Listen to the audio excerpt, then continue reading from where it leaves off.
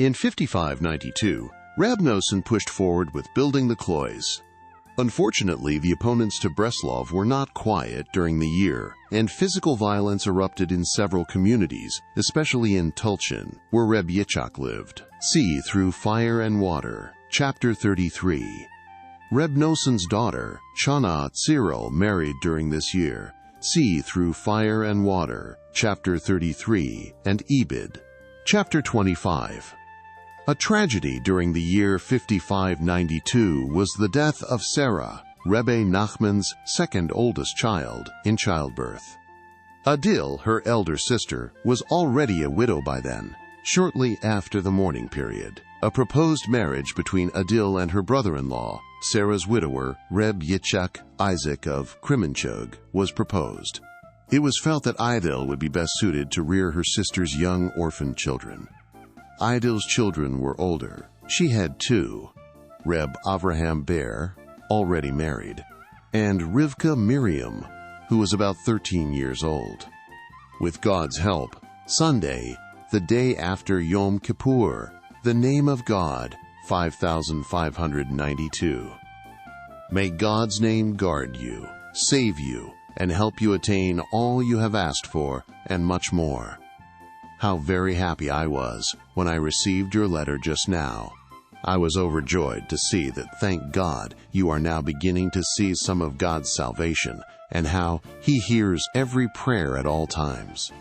Nonetheless, even now you must redouble your efforts, particularly in your conversations between you and your Creator. Remember what the Rebbe said, never concede anything to God. For when God sends a person relief or helps him out in some way, he must never be satisfied with this, but must keep on pleading and yearning for everything else that is lacking in his devotions. This is particularly so in our case when we still lack so very much. On the other hand, he also said never to let yourself be sad or depressed. Be happy about God's salvation, especially when, in His loving kindness, He grants you some success. An intelligent person will understand how to apply this, so that while he is constantly aware that he has a great many deficiencies, he is still always full of joy. For even while a person is going through difficulties, God forbid, and it seems as if God is completely ignoring him, he must still be constantly joyful and find even then some success or positive side by which to cheer himself, as expressed in the verse, "In suffering you gave me relief." So all the more should a person be happy when God turns in his direction and helps him. It seems to me that you have already heard this discussion. It is impossible to explain it fully in writing. What I say here is only meant to jog your memory.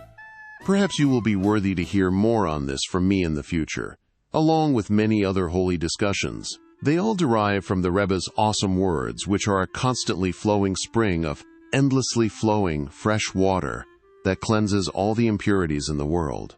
This is alluded to in those holy words which we say before Kol Nidre on Yom Kippur night, which begin, Rabbi Shimon arose. They explain that the waters which purify are the waters of Torah. I do not have time to continue. The words of your father, delighted by your words and hoping for complete salvation soon. With God's help, Monday, Lech Lecha, 5592. Greetings to my dear beloved son, Reb Yitzchak, may his light shine. I do not have time to write a long letter. I request that you send me the money from Reb Shimshon immediately, because I am sure it is there with you, and I really need it right now. May God fortify your heart always to be happy. May He banish disease from your home. Please inform me about your wife's health. May she live, for I hope to God that she will soon have a doctor-free and medicine-free recovery. May God have compassion, and let her heed our advice not to visit a single doctor. Then all will be well. Regarding what is doing by you, I am sure you already heard that Reb Moshe Chaim has consented to his son-in-law's going, as he wrote me today. From this, too, you can see and understand how God's salvation is present at all times, and that there is absolutely no obstacle in the world that cannot be overcome. For God will never send anyone something that he cannot endure. This should serve as a lesson for each and every person about his physical desires and all other obstacles which confront him, that if it were not in his power to overcome, God would not have sent it. And even when a person is within these situations, there is most certainly a way to draw near to God. It is critical that you understand this. A person must ask God a great deal always to have compassion on him and to show him the way to draw near to him through whatever obstacles or difficulties he is going through. This is enough for now. The words of your Father, hoping to rejoice in you eternally, with loving greetings always. With God's help, Sunday, Vayera, 5592. My dear beloved son. Last Friday, Erev Shabbat, I received a letter from our friend Reb Naftali, may his light shine, informing me that, thank God, the lot in Uman has already been measured out. Thank God, who has helped us thus far. You know the great suffering and immeasurable heartache I have had about this. But God's compassion has helped me, and we have already taken possession of the property, with God's help. I may well travel to Uman tomorrow, God willing, to supervise the laying of the foundation. I am still unsure, however, and I may wait until next week, God willing. May God direct me on the straight and true path, so that I can start and finish the building swiftly and easily. Through God's kindness we rejoiced a great deal last Shabbat, with much joy and dancing, with God's help. We had many fine guests, as well as the holy grandson of Rabbi Yitzchak of Kaminka, of blessed memory, who is also the grandson of the holy Rabbi Gedaliah of Linitz. The carrier of this letter will tell you all about it. Listen and rejoice over God's salvation which has helped us thus far. May we always be able to be glad and rejoice over his incredible salvation, that he, in his mercy, has allowed us to hear such wonders, the likes of which have never before been heard. I will not continue because I am extremely busy. The carrier of this letter will tell you everything. May God, who is good, bring the building to a propitious completion. May our eyes see it soon, and may our hearts rejoice, with the help of God. The words of your Father, giving thanks for the past and praying for the future. Salvation will come from God. With thanks to God, Wednesday, Vayishlach, 5592. Greetings to my beloved son, Reb Yitzchak, may he live. I arrived safely home yesterday, thank God, whose kindness has helped us. We laid the foundation of the holy building in Uman, successfully and unobstructed. How great are your deeds, O God, and how very deep are your thoughts. Who has performed such awesome wonders and has a knowledge of what will happen in every generation? We must praise and thank the Master of all for the past, and we must pray to him for the future. For we still need tremendous salvation and great compassion to complete this awesome building. Right now, the primary impediment is money. But God will save us. Even the fact that we have come this far should encourage you tremendously, because you see even now that God is with us. All of you are most certainly contributing to this building, for without your hearts yearning after good, I could not raise a hand or take the first step toward the construction of a building such as this, whose purpose is exalted beyond comprehension. Rejoice in God, who hears the cry of a poor man like me today, in the footsteps of the Mashiach, in the depth of the exile, and who supports me in body, soul, and money, through all the obstacles which rise up against us every day. God, save us. The greatest obstacle of all is the evil urge, which overpowers a person every day. Against this, God helps us in a way so amazing, so wonderful, that it is impossible to describe or even to fathom. Each person can sense how infinitely great God's compassion has been.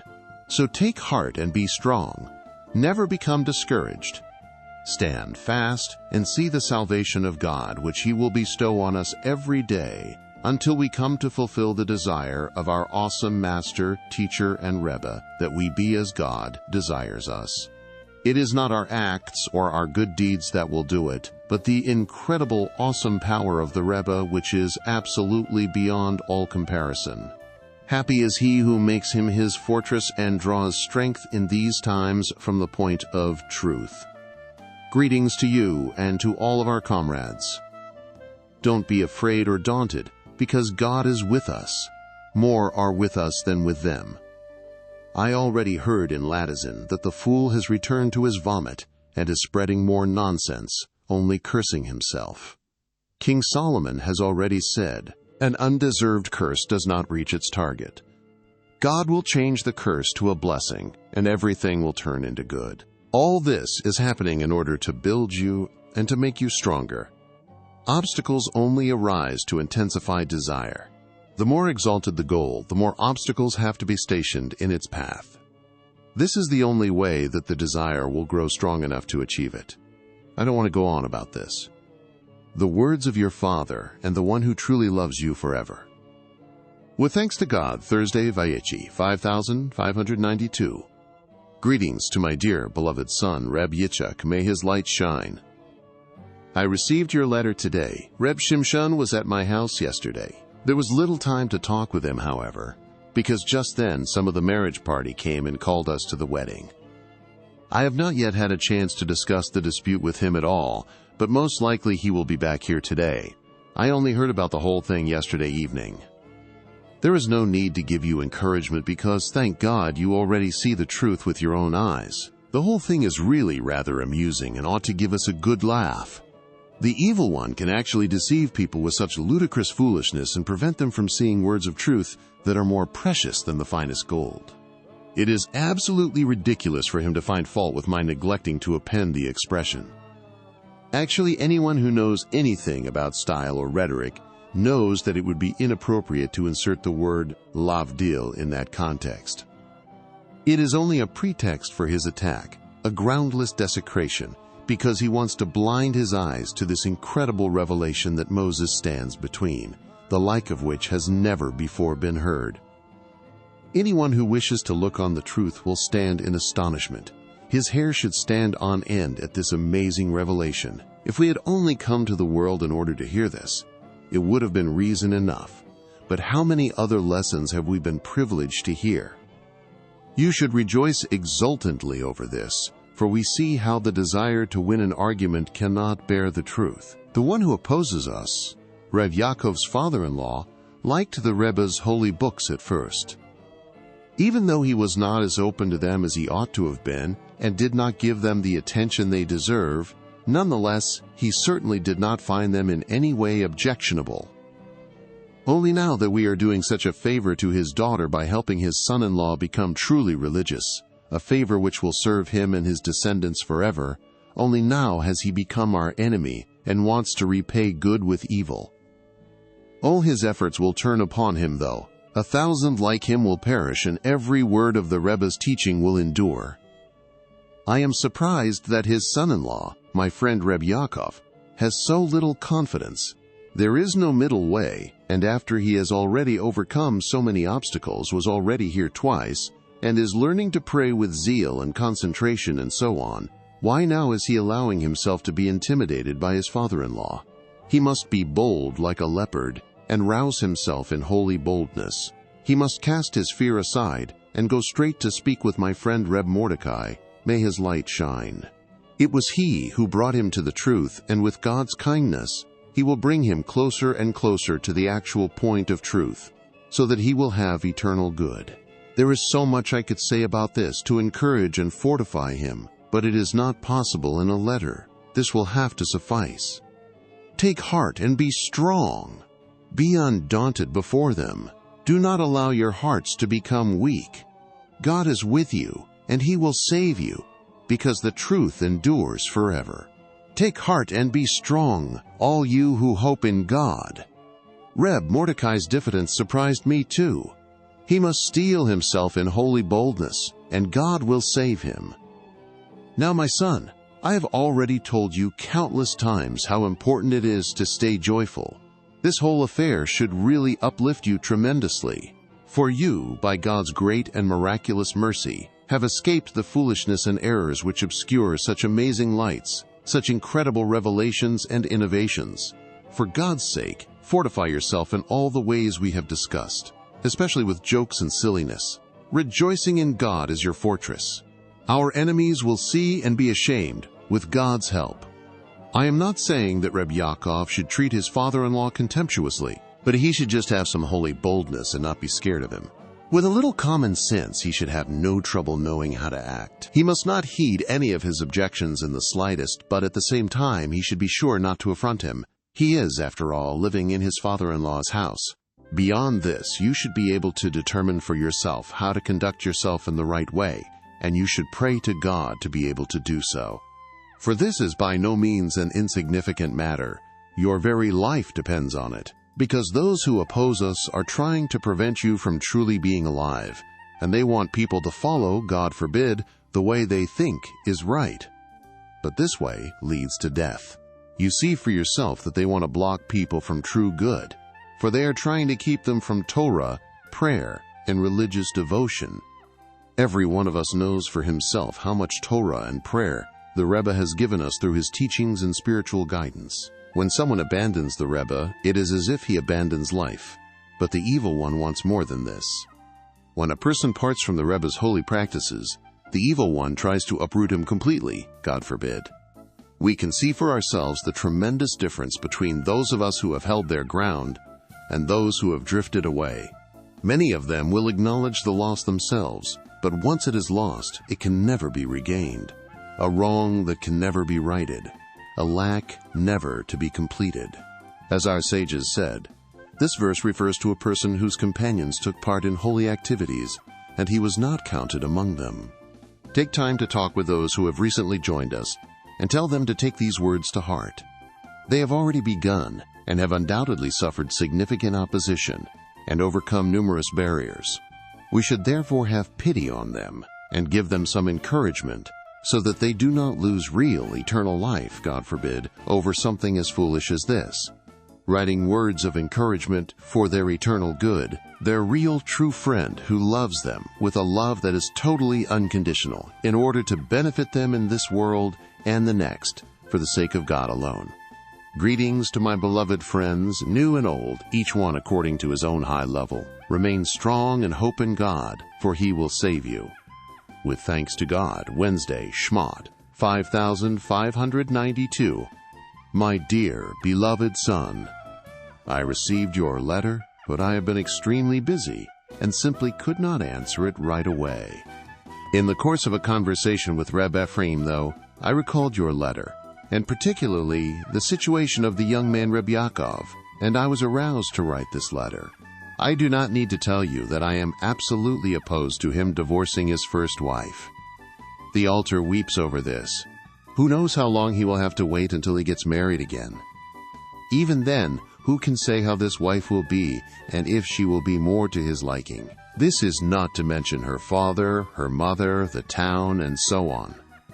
It might end up being worse. Most people would not agree to having their son-in-law refuse to take on the yoke of the world in order to spend his time exclusively on Torah, prayer, and hitbodadat. Then he'd have to find a woman who wants this, so that there is really no chance of him escaping all the suffering which inevitably afflicts anyone who wishes to draw close to us and to real genuine holiness.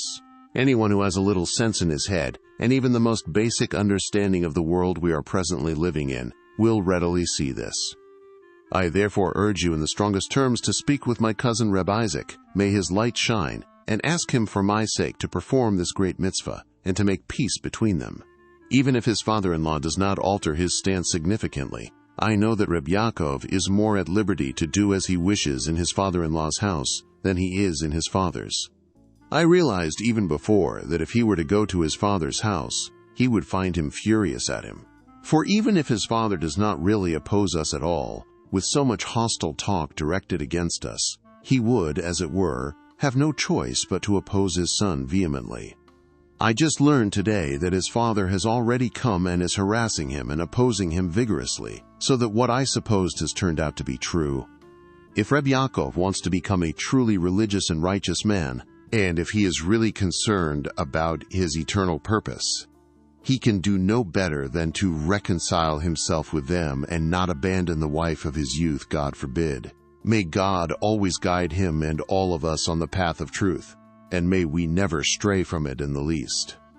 For the time being, you should wait to come until after Shabbat Torah reading Vayera, because, my dear son, it appears highly probable that I will be with you after next Shabbat, God willing. And now I am forced to give you the unhappy news that the Rebbe's daughter, the Tzaddiket Sarah, of blessed memory, left this life on Erev Shabbat Chanukah in Kremenchug. The previous day she gave birth to a son, and he entered the covenant after her passing. May God soon comfort us with the restoration of Zion and Jerusalem. Amen. Reb Ephraim, Reb Naphtali's son, and his mother-in-law, as well as our friend Reb Naphtali himself, may his light shine, were all here yesterday. They suggested that the Tzaddiket Adil, may she live, take over the home of her sister Sarah, of blessed memory, and rear her children in her stead. Reb Yitzchak Isaac is willing to marry her. What happened has happened. She surely grieved bitterly for her sister, and may God comfort her soon. She has yet to give a response to the marriage, but it appears that she will surely have to travel there, to Kremenchug. I may have to accompany her. If so, I will be sure to stop first in your town, and we can talk over everything face to face, with God's help. It goes without saying that this should be kept a secret, so that the young man, Reb Nachman, the Rebbe's grandson, does not hear about it. I have much to say, my dear son, in response to what you wrote me concerning yourself. I do not know why you let your thoughts imprison you so.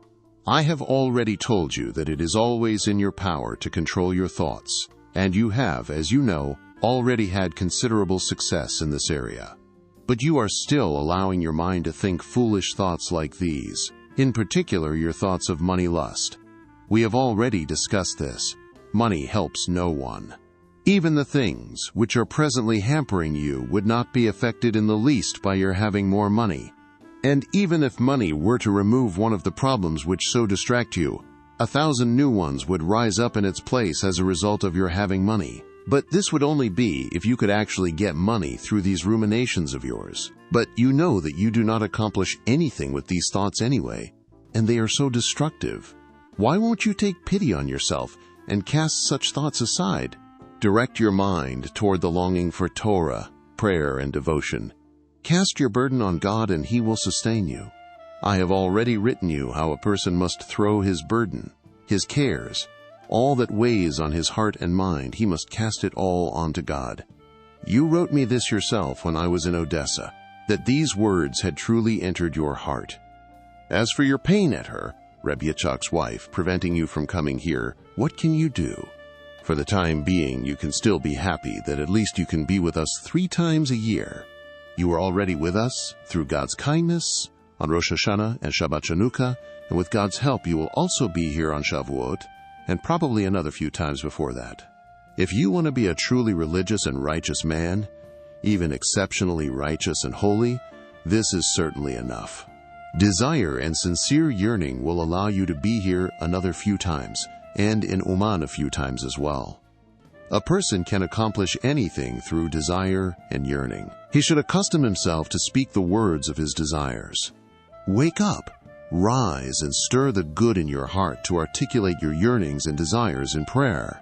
Accustom yourself to yearn and to ache longingly for God at all times, and to bring these desires to your lips. This will weave worlds and amazing new creations out of the letter combinations of the 231 gates.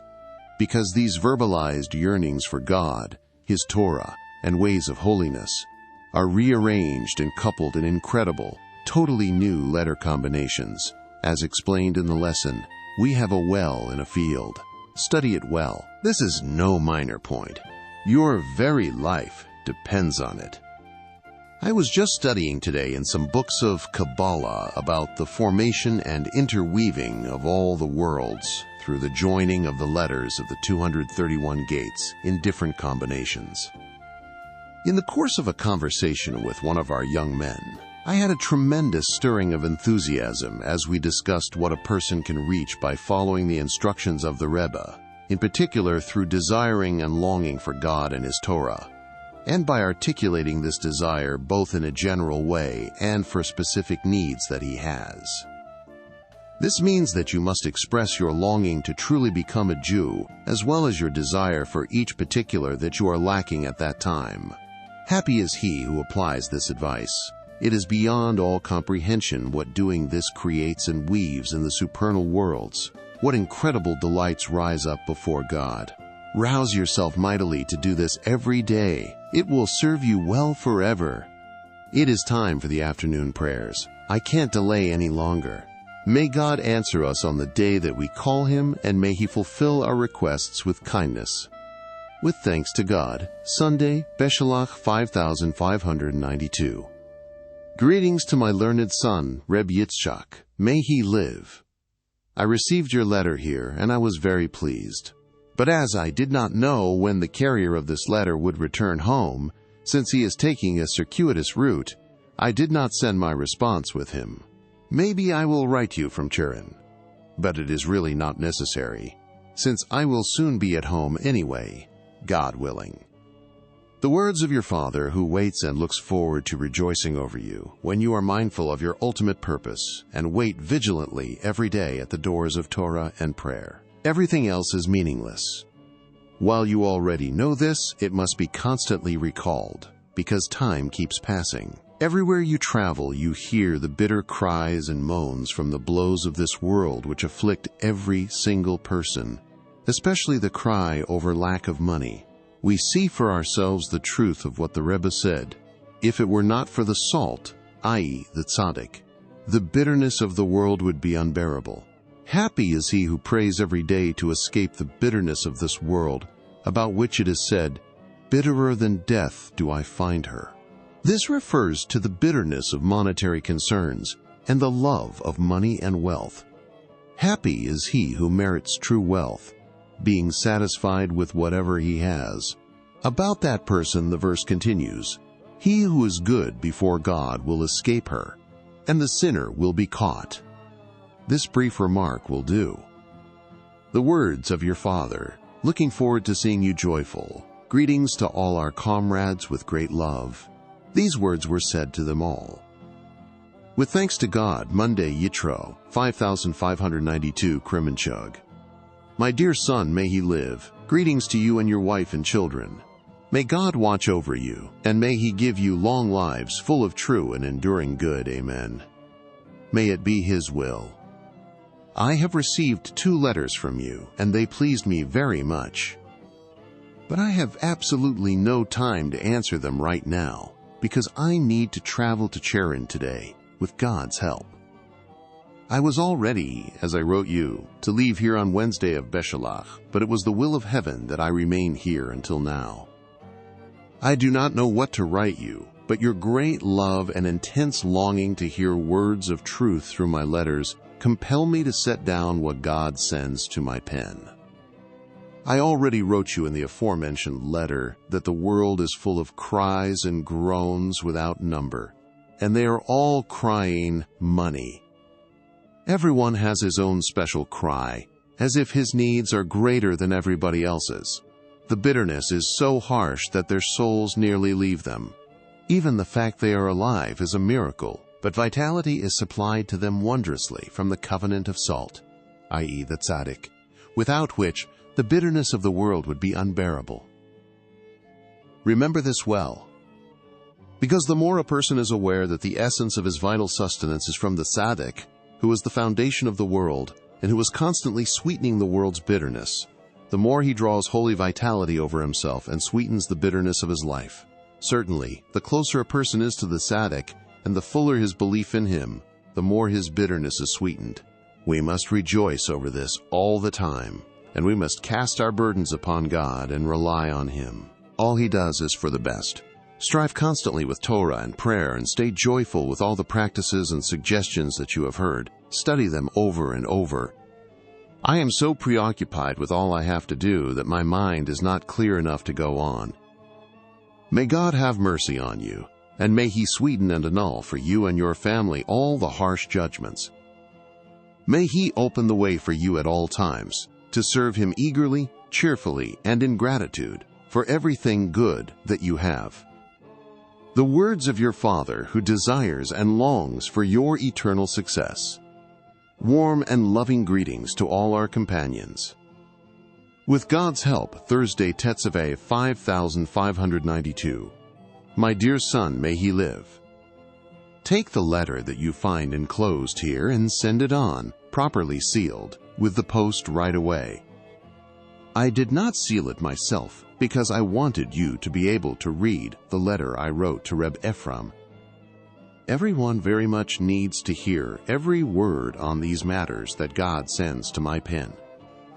Without a doubt, everyone must fulfill what the Rebbe so strongly urged, to constantly refortify himself. For the Rebbe said explicitly, "The main thing is, from the belly of hell," I cried out. Each person, though, becomes so discouraged with himself that he thinks that these words could not have been meant for him, as if he has gone even lower than hell, God forbid.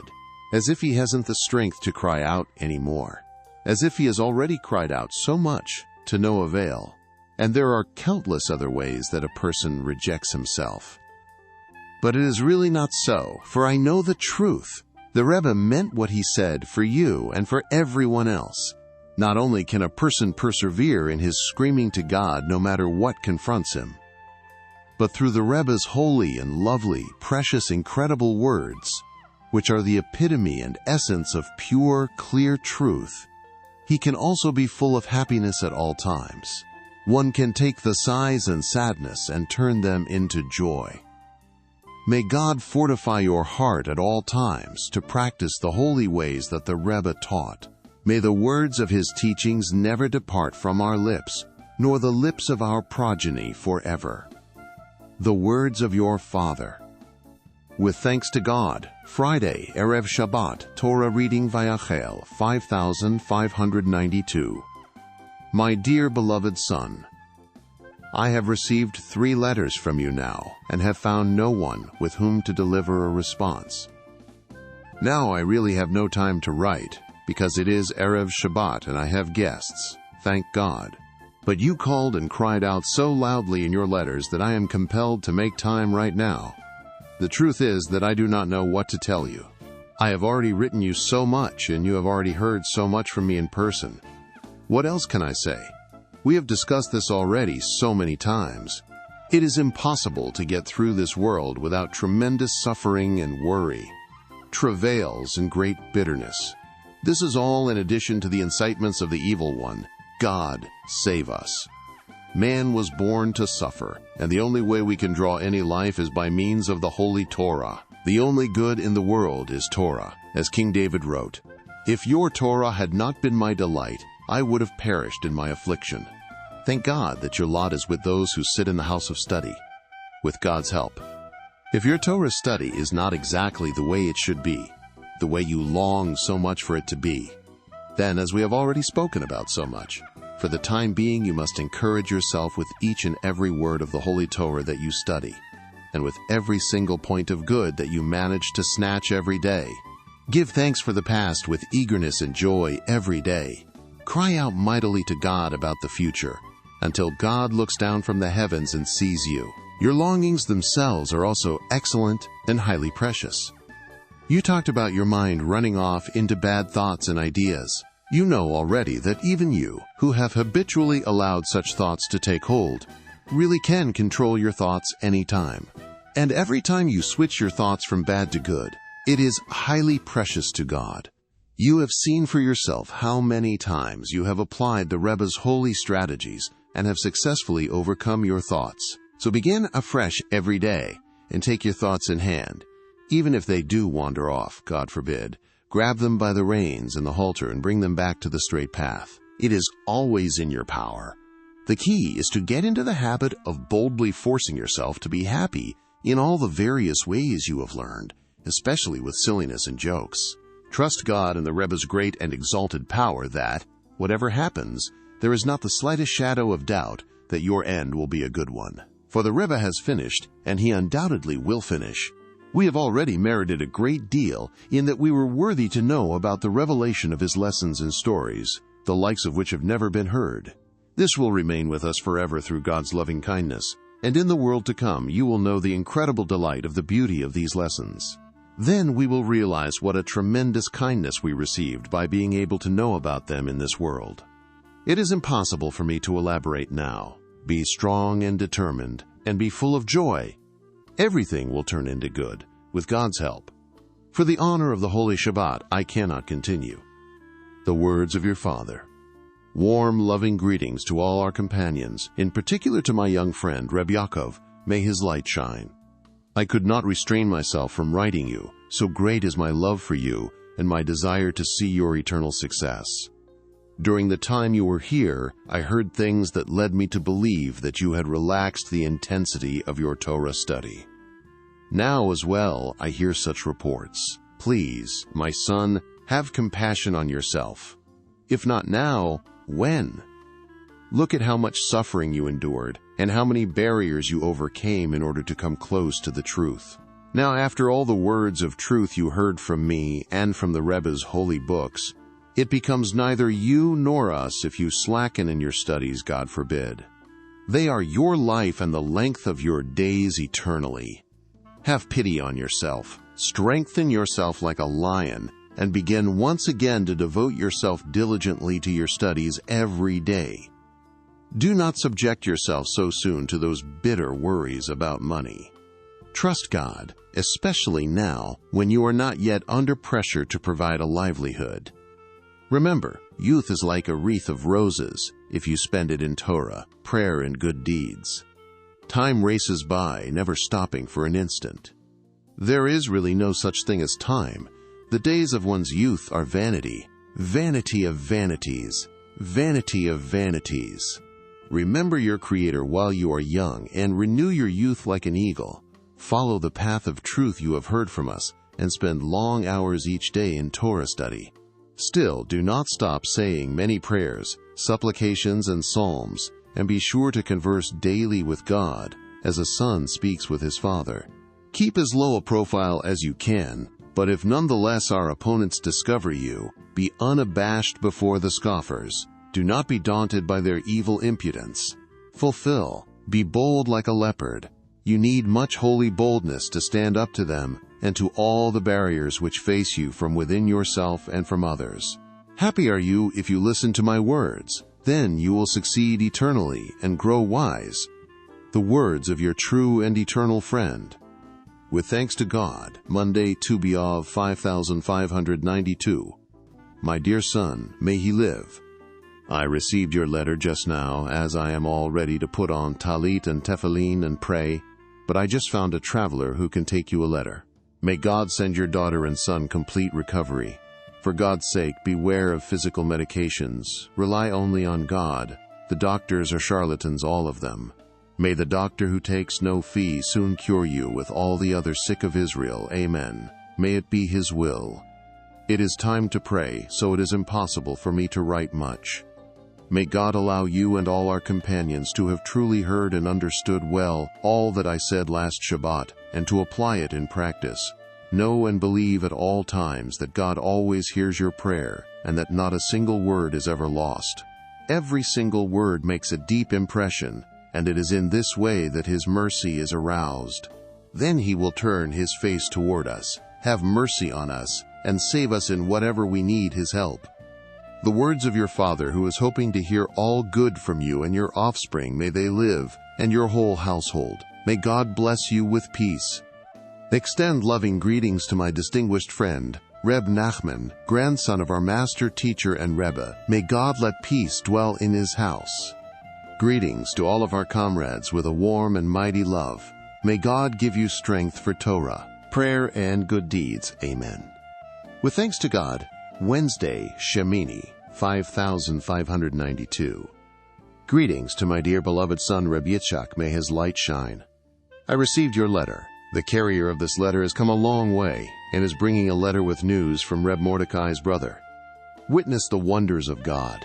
I have already given my letter to the carrier, and for my own reasons I have left it unsealed. I have also given him books to deliver. May God give me the merit of spreading the Rebbe's teachings and of bestowing His good on the entire world. Because everyone needs the benefit of His instruction, and all the worlds, this one in particular, depend on it. May God have mercy on us and on all Israel. May the verse, "Give truth to Jacob," be fulfilled with the revelation of the truth in the world. The revelation of the teachings of the Rebbe and everything connected to it are events of the most exalted significance. It is impossible to measure or express even what I know in my heart regarding this. How much more does this apply to what is hidden from me? The whole matter is deep beyond all conception. The intensity of this whole controversy is absolutely unprecedented. We know not what to do, but our eyes are upon you. I am writing all this so that you realize how determinedly you must fortify and awaken yourself anew every day, since we have been privileged with a glimpse of absolute truth. Thank God who has helped us thus far, who opened our eyes to such a great light. If you did not, as you wrote, really rejoice last Purim, then from now on at least fill yourself with joy every day, especially during these months of Adar and Nisan. They are the days of Israel's redemption, when we fulfill so many commandments in our preparation for the Holy Pesach. Do everything you can to make all your preparations for Pesach with the utmost happiness and joy, that we are able to prepare ourselves to eat matzah on Pesach and to carry out God's desire. This is our life and the length of our days. Please be quick about sending me what I need for the Talit. Pesach is approaching fast. The words of your father, hoping to hear all good from you and praying for you. With thanks to God, Sunday, Rosh Chodesh Nisan 5592, Torah Reading Metzora. My dear son, your letter arrived this morning during the morning prayers, and I was overjoyed to receive it. I had been somewhat pained at not having seen a letter from you for several days now. Everything for the Talit arrived here in good order, and, thank God, I immediately made the necessary preparations and tied on the fringes. With God's help, I wore it for the first time last Shabbat, the week of the reading on the red heifer. What a joy it was! It was very good that you were able, through your desire, to have a large share in the Talit. With God's help, may the wings of the Talit protect you. As an eagle rouses his nest and hovers over them, as he spreads forth his wings and takes them, bearing them aloft on his pinions, may they rescue you from vain, distracting thoughts. Train yourself to divert your mind from any thoughts which you do not require at the time. Do not let yourself even start thinking them. This practice is highly effective. Also, be forgetful. The minute such thoughts arise in your mind, forget about them completely. Or, go even beyond that and, as far as these thoughts are concerned, just be a complete ignoramus. Act as if you know nothing about them and just do whatever you are doing, whether it is studying Torah, or praying, or transacting some business. Do not even think good thoughts. If they do not relate to what you are doing, pretend you know nothing about them. While you are praying, for example, you do not need to think at all. It is precisely then, though, that all kinds of distracting thoughts arise to disturb one's concentration. It is then that you must make a supreme effort to follow this strategy and not even start thinking a single extraneous thought. Even though, through habit, the mind seems to constantly wander almost by itself, you have to grab it each time by the halter and bring it back in, even if you have to do this 100 times in one prayer. Focus only on what you are saying just then. As for what you wrote me in your letter, I have heard these things from you so many times. You already know that the very things you wrote in your letter are what should be encouraging you. The same things face everyone, and although there are always variations and no two people are exactly the same, everyone nonetheless suffers whatever they do in immeasurable quantity. There is no way to receive vitality from them and nowhere to flee except to God and His Torah, especially with the new, holy, unbelievably wonderful method of conversing with one's Creator. Nothing is more exalted than this. How good it is to thank God for every single little bit you have been able to receive from the Rebbe, and for every time you have been able to engage in this practice. Oh, that you may fear God all your days, constantly growing in holiness and purity, and praying and conversing with Him more and more all the time. Be extremely careful at all times to keep yourself cheerful and happy with every last point of good that we have. I am presently studying about the mystical meanings of the month of Elul, which contain ideas concerning sexual purity and touch upon the profoundest mysteries. It is all revealed in the teaching on the verse, and if the woman does not wish to follow you, and in the discussion concerning fruits, and the lost objects which angels search for and then blast on the shofar the sounds of Tekiah, Teruah, Tekiah, etc. Happy are the ears that have heard such things. Nothing like this has ever been heard. The practical teaching that comes out of this is that each person must search tirelessly and determinedly for what he has lost. And the essence of the search is accomplished by applying the ideas revealed in the lesson on the verse, Call Yehoshua, in Lesson 6, as explained there. For this lesson deals with the mystical meanings of the month of Elul.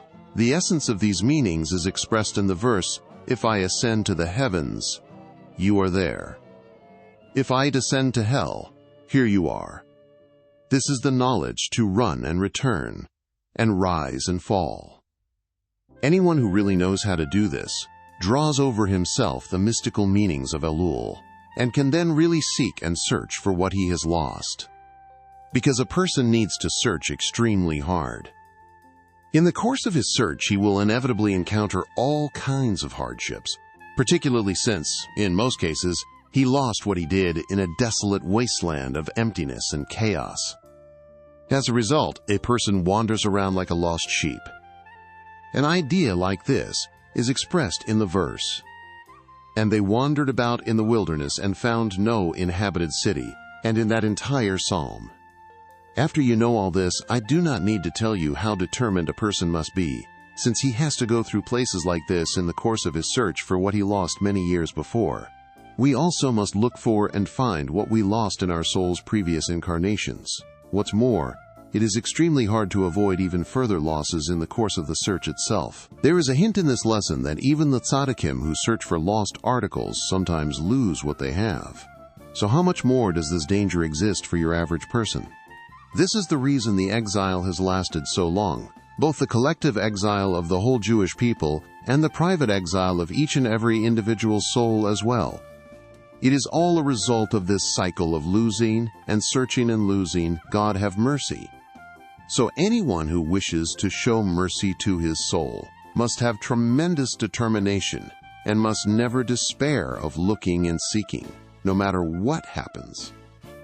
Even if he feels that, God forbid, he is only losing more, he must nonetheless do his part and continue the search. Even if he finds nothing, he has to believe beyond any doubt that he is really finding a lot just by seeking and searching alone. For not a single one of his efforts ever goes to waste. No good desire is ever lost. This is the meaning of, if someone says to you, I toiled and found nothing, do not believe it, but I toiled and found something, believe it. The word believe is curious. Can't you tell by looking whether a person has found something or not? The truth is, though, that a person may have toiled extremely hard and still feel that he has found nothing. That is why he says, I toiled and found nothing. But even though he says this, don't believe him. When he says, I toiled and found something, though, then believe him. And despite the fact that you can see no evidence of his having found anything, you must still believe with perfect faith that he has found a lot indeed. Because in a great many cases, a person is not shown what he has found until the end. And even if he really has not yet found anything that he lost, he has nonetheless found a great deal just by his efforts at searching alone. These are never lost. So this is what I toiled and found something, believe it means. You must believe with perfect faith that you really have found something. Understand this well, because it is very important. So that just as we refer to Torah study, prayer, and particularly to speaking before God in one's own language, as toiling and working, in this context we call them searching and seeking. And usually, the way to search is by desiring, longing, and yearning. This will enable you to continuously draw encouragement in any situation, because you have to keep on seeking and searching, just as a person would look for a physical object. And it is rarely recovered after the first try. So this is certainly the case with losses such as those for which a person must spend his entire life searching, especially since we truly believe that no effort is in vain, God forbid. and that all the effort spent searching, even while finding nothing, still produces gains of immeasurable value, more precious than all the riches in the world. No eye has seen it. How much more so do we need this persistence, since we are positive that in the end we will recover everything, if we are only determined and press on in our search. These ideas include all the mystical interpretations of Pesach and of the Torah reading of the Shabbat before Rosh Chodesh Nisan. So now rejoice and exult in God that we have been able to hear amazing things like these. It is impossible to express how much we need to rejoice that we can draw our lifeblood and vitality with wisdom like this. Bring yourself to such great joy and happiness until you can forcibly drag even your grief and sighing into your joy. Whenever you start to become discouraged with yourself and sad, God forbid, you have to say, "Why should I be sad? This is precisely why I should be happy. Even the way I am, I still know about marvels and sublime delights such as these. The worse I am, the happier I should be. For in spite of everything, God has given me the merit of leaning on a holy tzaddik, such as he who has revealed such incredible marvels. It is undeniable that I know the story of Rabbi Eliezer and Rabbi Yehoshua, and also the lesson about the melody played with 72 strings, and the story of the 7 beggars. The list goes on and on. What can we say? What can we give back to God for all the favors He has done for us? I am too pressured to continue. I also need to travel to the wedding this week, God willing, a family wedding in Nemirov. May your joy during the holy festival be sweet, and may you avoid fastidiously all traces of leaven, physical and spiritual. May you feel the joy and cleaving to God of the holy Hallel prayer of Pesach, and may you feel the sublime loveliness and holiness of the Pesach Seder. May we rejoice and be glad over His salvation. With thanks to God, Thursday, Metzora, 5592. My dear beloved son, I just returned from the wedding in Nemirov. Thank God, and thank God, all is well. The hand of God is over all, as I will tell you when you come, God willing. I have absolutely no time to write, but I came here with the man who is delivering this letter, a carriage driver from your town. So I said, why not send you greetings, since I know how you always love to see my letters. Rejoice exultantly in the approaching holy festival. Send the wine, etc., quickly, as fast and as soon as possible, and write me a clear answer to everything I wrote you. Also try to get me a letter from Reb Nachman, the grandson of our master, teacher, and Rebbe of blessed memory. I would very much like to hear from him. Beyond this, life, peace, gladness, and joy. We will soon be eating the food of the soul, the food from which the angels are nourished. May God help us destroy our leaven properly. May He let us go from leaven to matzah, from death to life, and from sadness to joy. With God's help, Thursday, Achrei, 5592. Greetings to my dear beloved son, Reb Yitzchak. May his light shine. I received your letter along with the wine. May God return your favor. May He give you full reward. May you be worthy of truly rejoicing in the festival and of completely avoiding any trace of leaven, physical or spiritual. I am too busy to go on, but there will be time to say more, God willing. Peace, life, and joy. Remember the things I have already written, and may you have eternal delight. The words of your Father, waiting for salvation. Loving greetings to all our companions, and greetings to the young man Reb Yaakov. I received your letter. Despite all your heart's bitter pain which you expressed there, it nonetheless gave me great pleasure. For I see that, thank God, many of the teachings from the books of our master, teacher, and Rebbe have already entered your heart. For this alone it would be worth suffering 1,000 times what you already have suffered in order to overcome the barriers. I hope to God that in the end His holy words will have the proper effect on you. Steel yourself anew each day with fresh resolve and determination. Do not let doubts or confusing thoughts distract you. After all the dreams and their vanity and their multitude of words, just fear God. See Rashi's explanation there. because despite all the bad thoughts and ideas which trouble a person, he must always remember and fear God. For in the very end, what will remain of him? Without a doubt, any good that he manages to snatch from this world will represent a precious treasure for him in the end, when his time comes.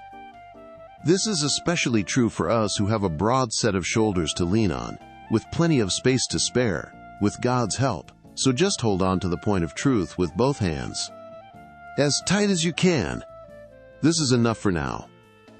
Seize gladness and joy, and turn all your pain and sighing to joy, that we have merited such an amazing revelation in our generations, that the truth tzaddik can atone for sins by drinking wine, as it is written, I have forgiven in accordance with your words. The drinking of the 4 cups on Pesach no doubt bears some relation to this. Let my mouth be filled with the praises of God that I was able to hear, and to print that lesson. And then its light came back to me, and I received it again from my students, who are constantly reminding me of the incredible wonders of God which my ears heard, and making me understand that not a single word that we heard from the Rebbe, and which is printed in his books, is without the profoundest meaning. Happy is he who studies them carefully. Heed his holy words with the utmost care. They are amazing wonders, the like of which has never been heard. The words of your true friend eternally. With God's help, Friday, eve of the 7th day of Pesach, 5592. My dear beloved son, my love for you compels me to write you now, during the intermediate days of the festival, on Erev Shabbat and the eve of the 7th day of Pesach. I really have no time, with the guests to attend to and other preparations. I ask you, my dear son, to be joyful on this holy festival, that God has done such miracles for us. He took us out of Egypt and split the sea for us. All for us. And because of this, in this generation, I and you and everyone in Tulchin and everyone here in Breslov and in all the places where Jews are living, because of this, these people, all of us in this generation, are here alive today. Therefore, we are obliged to rejoice over the splitting of the Red Sea, when the divinity, lordship, and hegemony of the Infinite One was revealed, the Master of Will, in an amazing and fearsome revelation that was absolutely unprecedented. A servant girl at the Red Sea saw what the prophets did not. Infants and suckling children said, "This is my God, and I will glorify him." Fill yourself with this joy, my son, that you nonetheless have the merit of believing in this and of being a member of the Jewish nation, the chosen people, for whom all these miracles were performed. Had he not seen the good in us, he would not have performed all these miracles for us. So the message here is, summon your strength and always be happy. It is written, let Israel rejoice in its Maker. Let Jacob celebrate. Let Israel rejoice. And especially on this holy festival, the day of the splitting of the Red Sea.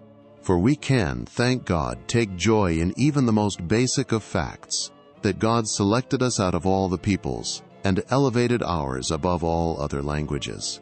What's more, we have merited, in this generation, to not be among those who oppose the true Master of joy, the source of joy, the source of holiness, the source of faith, the source of true life forever, the source of wisdom. Happy are we to have been worthy of this, and so we must praise the Master of all for all the incredible good that he has seen fit to bestow on us. It is absolutely beyond belief that we, lowly as we are, have been able to hear and understand such wonders. The verse, "Who remembered us in our lowliness, for his kindness is infinite," undoubtedly applies to us. We are therefore obliged to rejoice and to dance each and every day, regardless of what happens to us. How much more is this so on one of the holy festivals? And do not feel the least bit bad about your inability to be with us as much as you would like. This too is for the best. Your being with me once every 3 months and overcoming such tremendous barriers to do so is thousands of times more valuable than if you were to be with me every week with no encumbrance at all. Thank God that at least you manage to be there on Rosh Hashanah every year, and we see each other a few additional times during the year as well. Be happy, my son. Do not be sad. Bring yourself to joy over every single point of good you can find in yourself, and especially with silliness. Beyond this, I cannot continue. I am sure you will carry out my words. May the one with whom joy dwells send us joy, so that we may rejoice in the approaching holy and awesome festival, especially since it is the Holy Shabbat and festival combined. Let us be glad and rejoice in His salvation. Amen. With God's help, Sunday, Behar, 5592. My beloved son, Reb Yitzchak, may his light shine. Know, my son, that on Shabbat morning before the meal God arranged that I should hear from a man from Mochilev that there was a tremendous uproar in Tulchin over the latest incident in the campaign against you, how Reb C.H. Shaich hit a couple of people and may be fined, and how you and Reb Nachman from Heisen, Tulchiner, were forced to go to Breslov. You can imagine how pleased I was to hear this. But with God's help, I held strong and did not allow it to taint the joy of Shabbat, God forbid. This morning I went to the Rebbe's holy grave site and told him all about it, that God may have pity on our poverty and shame. May God have pity on persecuted men like us. I suppose that you probably sent a letter on Friday with the post. I am just waiting to see it and find out what is happening there. For the time being, my dear son, just take heart and be strong. Do not be afraid. God is on our side, and more are with us than with them. They have an arm of flesh and blood, and we have the Lord our God. He will not forsake us, and He will not abandon us. I am rather surprised at you, my son, if it's true, that you felt compelled to flee to Breslov instead of coming here to Uman. Then you would have fulfilled. And Pharaoh drew near. He drew Israel near to their Father in heaven. For, as the Rebbe explains, the more a person is persecuted, the more he flees to God. Anyway, even if you did not think of going to Uman, you should still flee to God. You have no one else to run to but to God alone, and He is to be found at all times. Even if you feel very distant from Him, He is still always very close to you, especially now when you are being harassed so much. May the one who shows compassion to the poor have compassion on our poverty and look upon our destitution. God will save us. They will be ashamed, and not us, and in this month will be fulfilled. My enemies will come back and at once be ashamed. Through the merit of fulfilling the commandment of counting the Omer, we will subdue them. They are worse than informers, because those who slander and rouse hatred against us are out to destroy Suk, not just bodies. But the Lord of battles will throw them down. They will come back to you and not you to them. Take heart and be strong, for God is with you, and He will not abandon you. It is all for your benefit. Be certain, all of you, to be with us on the approaching holy festival of Shavuot. Let us be glad and rejoice in His salvation. The words of the one waiting for salvation. With God's help, Wednesday evening, Bechukotai, 5592, Uman. My beloved son. I received your letter by first mail on Tuesday, Behar. I do not need to tell you how much pain I felt. It was a kindness from God that I learned something about this the previous Shabbat, as I described to you in my letter. I have spoken a great deal about this at the Rebbe's holy burial place. Thank God, who, in His kindness, let me get a second letter from you this week, which reported some relief which He granted us in our straits. Thank God, who has helped us thus far. But we still need much salvation until God will take pity on His honor and that of the true Zaddik, and will pity downtrodden men and rescue us quickly from our enemies and from those who persecute us without reason. As for all those who rise up against us, may He quickly disband their counsel and frustrate their plans. May this month see the fulfillment of the verse, "My enemies will come back and at once be ashamed." Amen. I will now inform you of God's loving kindness and of His great wonders. Thanks to God, I purchased for 50 rubles beautiful, choice wood for the roof beams. They are already being cut down to size. In addition, I bought wood for the pillars, what they call slofis, and with God's loving kindness, they will soon raise up the building, thank God. I am planning to set off for home in the morning, God willing, and to stay over Shabbat in Teplik. The following week I will return home, with God's help. I am too busy to go on any longer. When you are with me, God willing, this coming Shavuot, I will tell you about all the wonders God has performed for me up to now, especially in the construction of this holy building. We will give thanks for the past and pray over the future. May God continue to be with us and allow us to finish quickly. The words of your Father, waiting for salvation. Loving greetings to all our comrades, in particular to my friend Reb Shimshon. May his light shine. Fortify yourselves and take heart, all you who hope in God. Do not be afraid or intimidated, because God is with us. He will neither leave nor forsake us. All those who hate us will be humiliated and ashamed, they and not we. For, thank God, we have nothing to be ashamed about in this controversy. They are not denouncing us. They are denouncing God, His holy Torah, and the true tzaddik, the world's foundation, upon whom the whole house of Israel relies. Let them continue all their drinking and drunkenness and filling their days with parties. We will call in the name of God, to fill our days with Torah, prayer, psalms, and hitbodedut, and to rejoice in God, His Torah, and the true tzaddik. We will see who comes out ahead. Happy are we. How good is our portion, that they are attacking us for hailing the Rebbe's holy name. My lots have fallen in pleasant places. A beautiful inheritance is ours. With God's help, Friday afternoon, Bamidbar, 5592. My dear beloved son, I have received 2 letters from you, but I do not have time to respond right now. It is too close to Shabbat. What's more, with God's help you will soon be here. May God soon cause you to rejoice, and may our enemies see and be ashamed. I hope to God that the downfall of those who hate and persecute you will soon come. For God will not remain silent in the face of the disgraceful, baseless attacks against you. They laid hands so shamelessly on the Rebbe's holy books.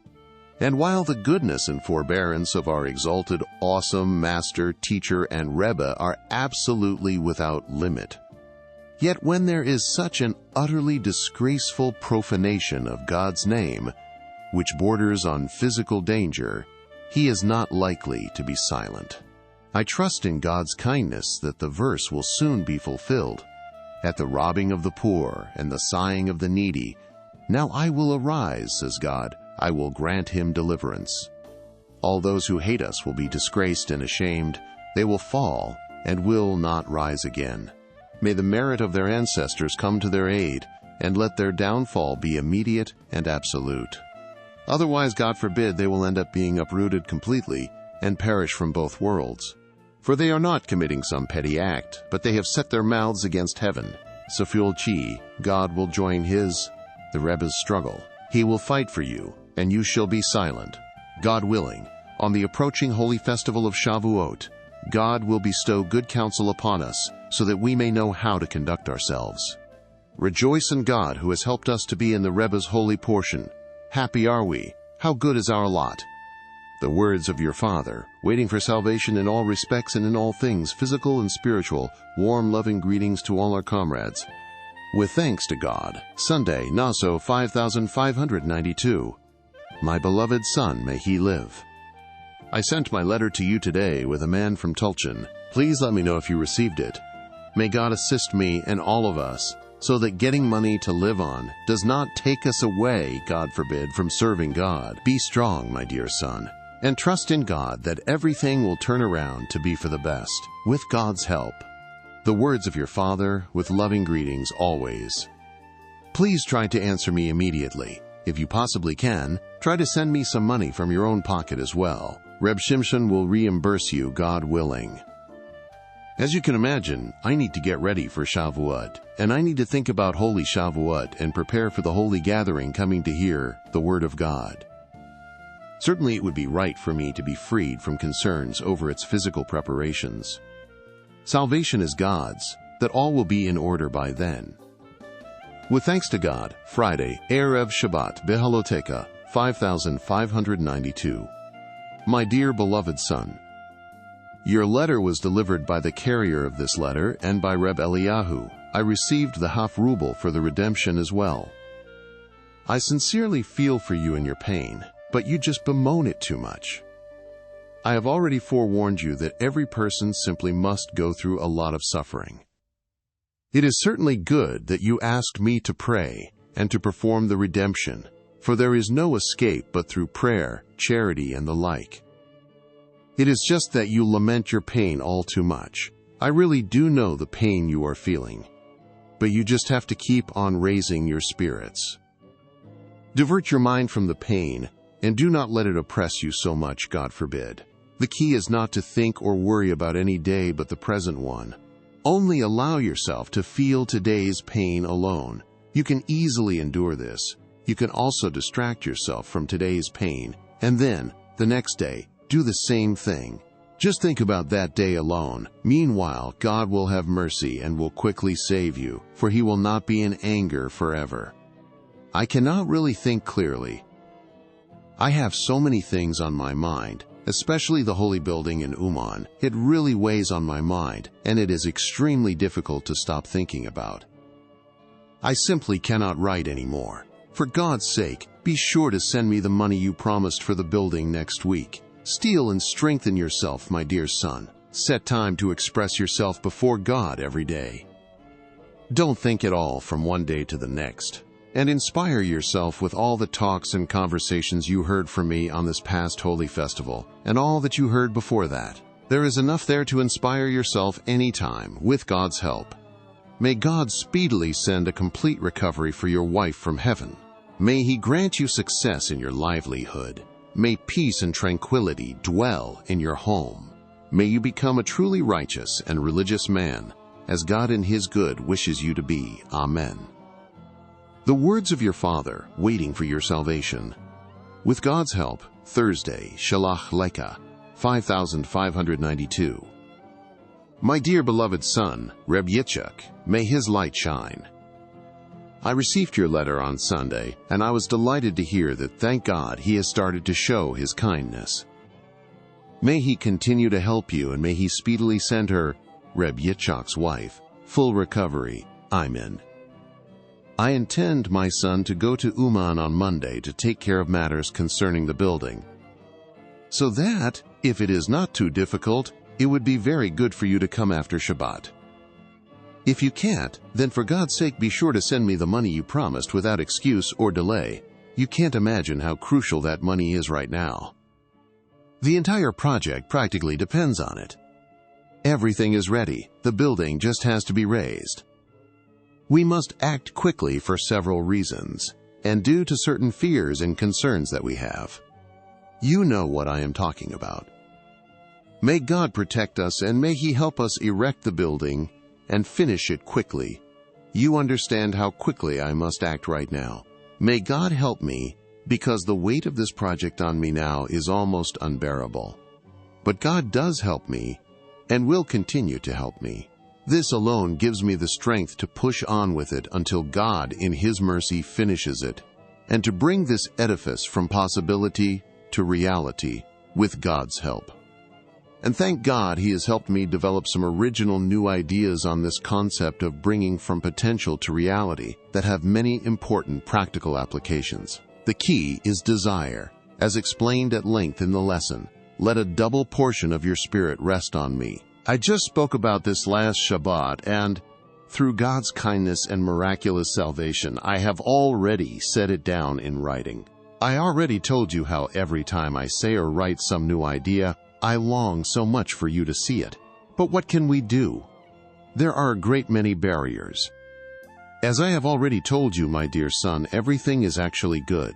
Even though you may only manage to get here once in many weeks, you overcome so many barriers to do so that it is much more precious to God than if you were to be here twice a week unimpeded. It is late Erev Shabbat, and I simply cannot continue. May God have compassion on us, and may we be able to receive Shabbat with the appropriate joy and gladness. May we draw the holiness and joy of Shabbat into the other 6 days of the week, until that day comes, which is entirely Shabbat. The words of your Father longing for your good and eternal success. writing with tears in my eyes, because I want so much that all of your work and effort, and that all of my work and effort, not to be in vain, God forbid. But I place my hope in God. He knows what is hidden, and He knows that my intentions are really and truly good, and that yours are as well. Surely we will not have toiled for nothing. If only the desire of our holy, awe-inspiring Rebbe could be fulfilled, and we might attain that goal to which he wants to bring us. Salvation will come from God. Greetings to all our companions with a bold and mighty love. Strengthen and fortify your hearts, all you who hope in God. You see for yourselves that whatever a person wants, he is able to do, and you have already long understood this. Armed with this, you must fortify yourselves all your days constantly to desire and yearn for God and for people who seek the absolute truth, until you are able to shatter all the remaining barriers and to see the pleasantness of God. Then you will know what all the fuss was really about and what they were trying to block you from, God forbid. Then our mouths will be filled with laughter, our tongues with song. Those who hate us will see and be ashamed, with God's help. With thanks to God, Tuesday, Korach 5592. My dear beloved son, may his light shine, and to all our comrades. Greetings, do not be afraid, God is with you. I am all ready to set out now for Uman. May God help me finish the holy edifice soon. I received your letter with the 4 rubles. I can't tell you how happy I was to see it. It is needed urgently right now, more than anyone can imagine. May God reward your deed, and may you have a large share in that awesome, holy construction that the Rebbe is engaged in building.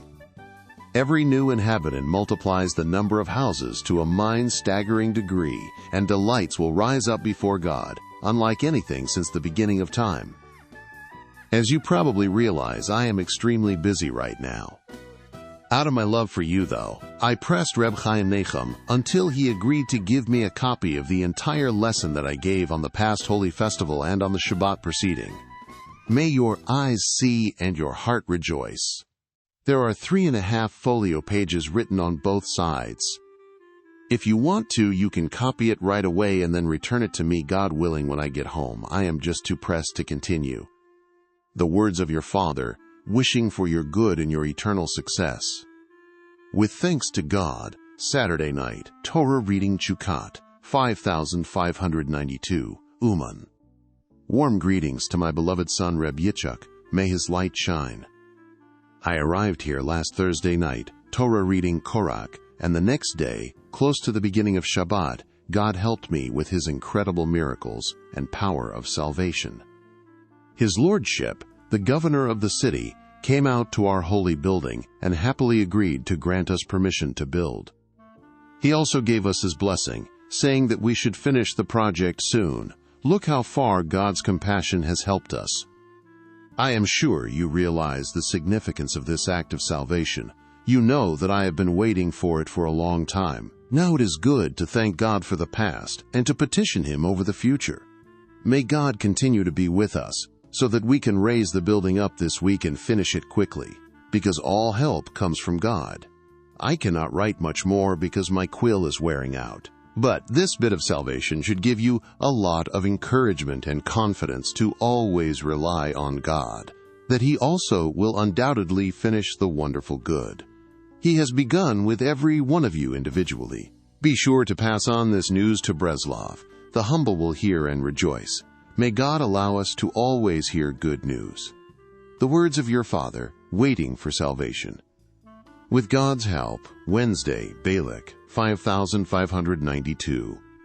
My dear beloved son, warm greetings to you and your family.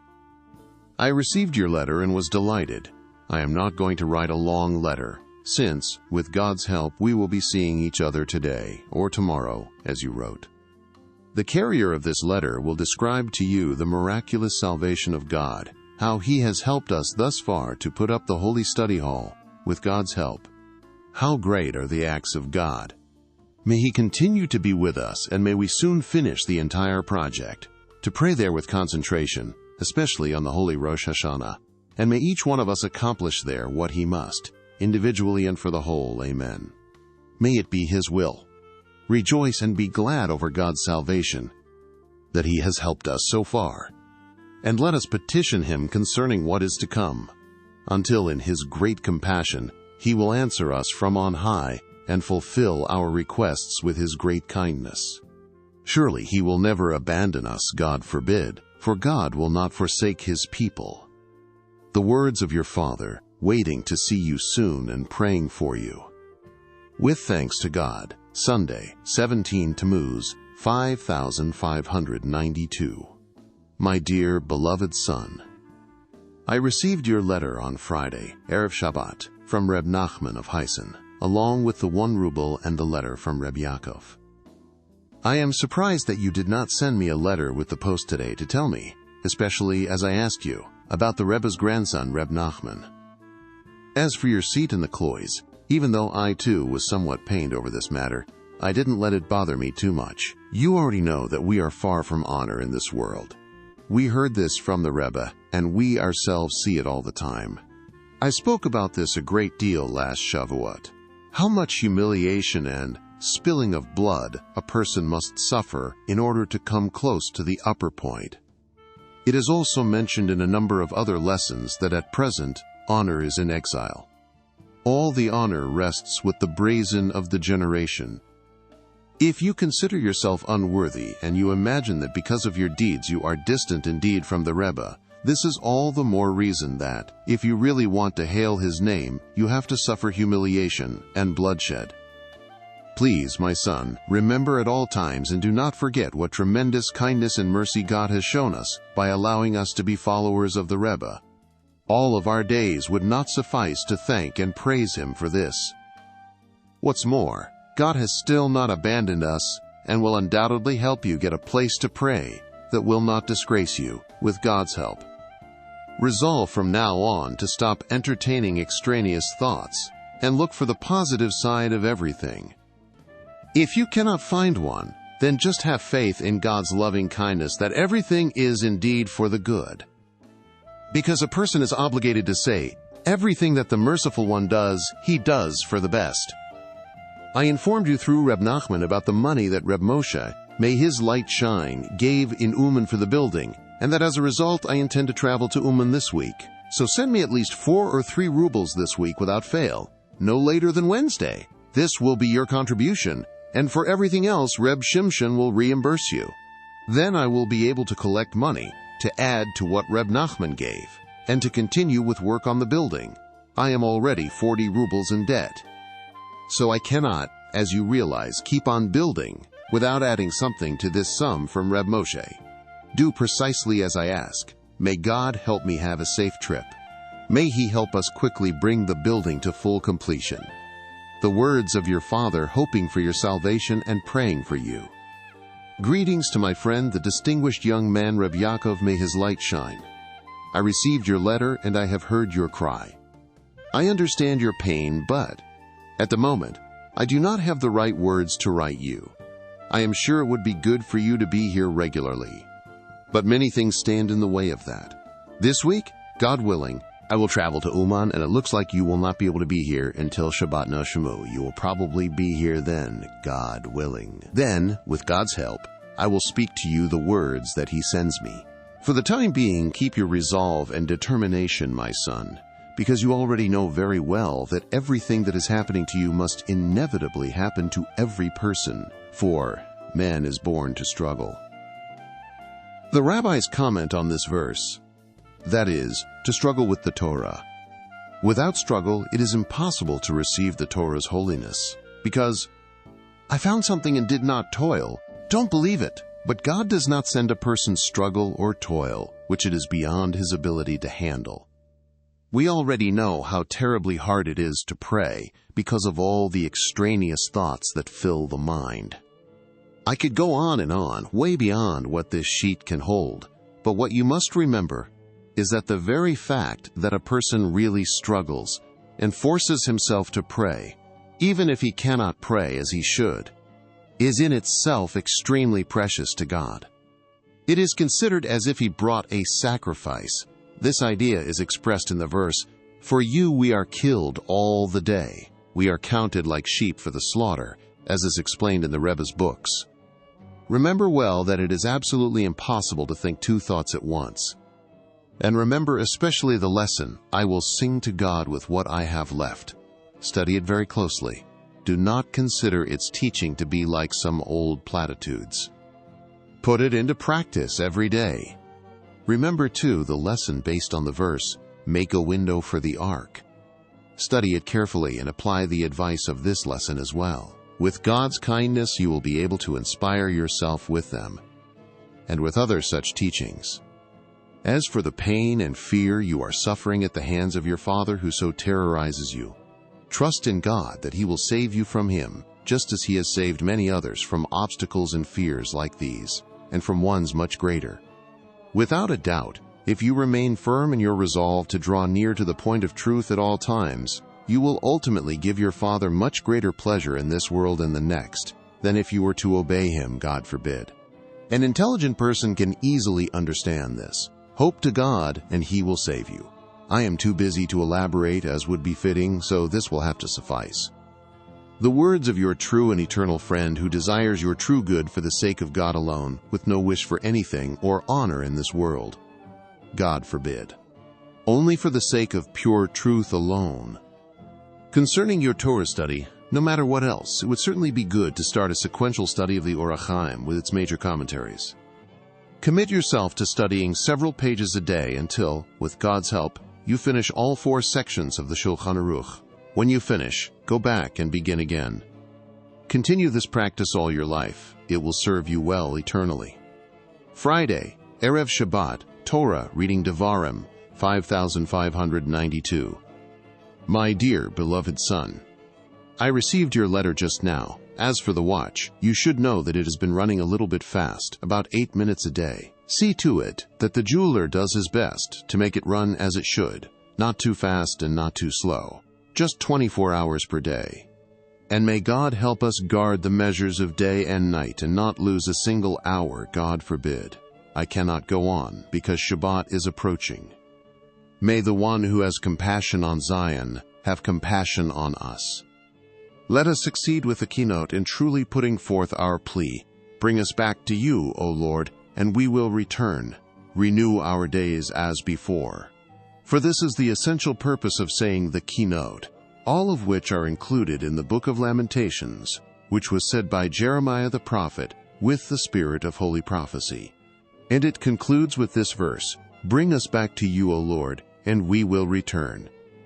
The main thing is to fulfill the verse, pour out your heart like water before God, until we arouse his compassion every day and he returns to us, pities us, comforts us, and brings us to joy, so that we can always serve him in joy. May the merit of the Holy Shabbat protect us so that we can quickly attain all this. Because it is no small matter, that which is happening to us every day during these times, which are the footsteps of the Mashiach, both on a universal level and with each and every person. Everything that is happening to us now, day after day, is not for nothing, so that we need to encourage ourselves with every kind of delicacy that can revive the soul, and especially with the holiness and joy of the Holy Shabbat. It protects everything. With thanks to God, Wednesday, Ikev, 5592. My dear beloved son, I received your letter, and I was extremely pained to hear the state of your affairs. I am beside myself that I have yet to receive a letter from you telling me that it has been corrected. So please, forward a letter to me immediately through the carrier of this letter, and let me know how the matter stands at present. May God help you be truly free and be enslaved to nothing, and no one is free except he who engages in Torah study. For God's sake, please, please. Be sure to remember, do not forget yourself. Grab and eat Torah and prayer, all you can, every day. You yourself wrote that you see for yourself what the rabbis said, that do not say, when I have leisure, I will study. Perhaps you will never have leisure. Remember, and forget not, that which we spoke about this past Shabbat, and on Shavuot, and what you have heard previously, Don't let your thoughts take control of you, God forbid. Fight them and flee from them by sitting and doing nothing. Use all the tactics and strategies you've learned. Most important of all is that you have many hours set aside and designated for Torah study every day. And when you are just too busy, at least study for a few brief moments.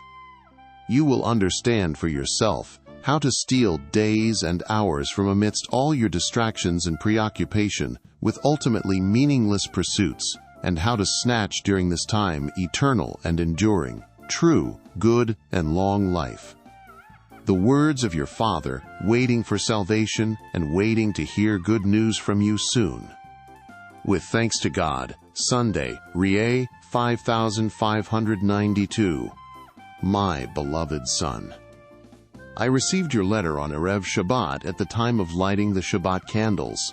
Because of my love for you, I read the entire letter immediately. I enjoyed your lengthy remarks because you described to me what you are going through. The essence of my satisfaction was that I saw that you have some awareness that all the events that are happening to you are hints from God to draw you close to Him. It is indeed very good for you and for us to take notice every day of what is happening to us, and to carefully preserve our memory that everything is for the purpose of the world to come.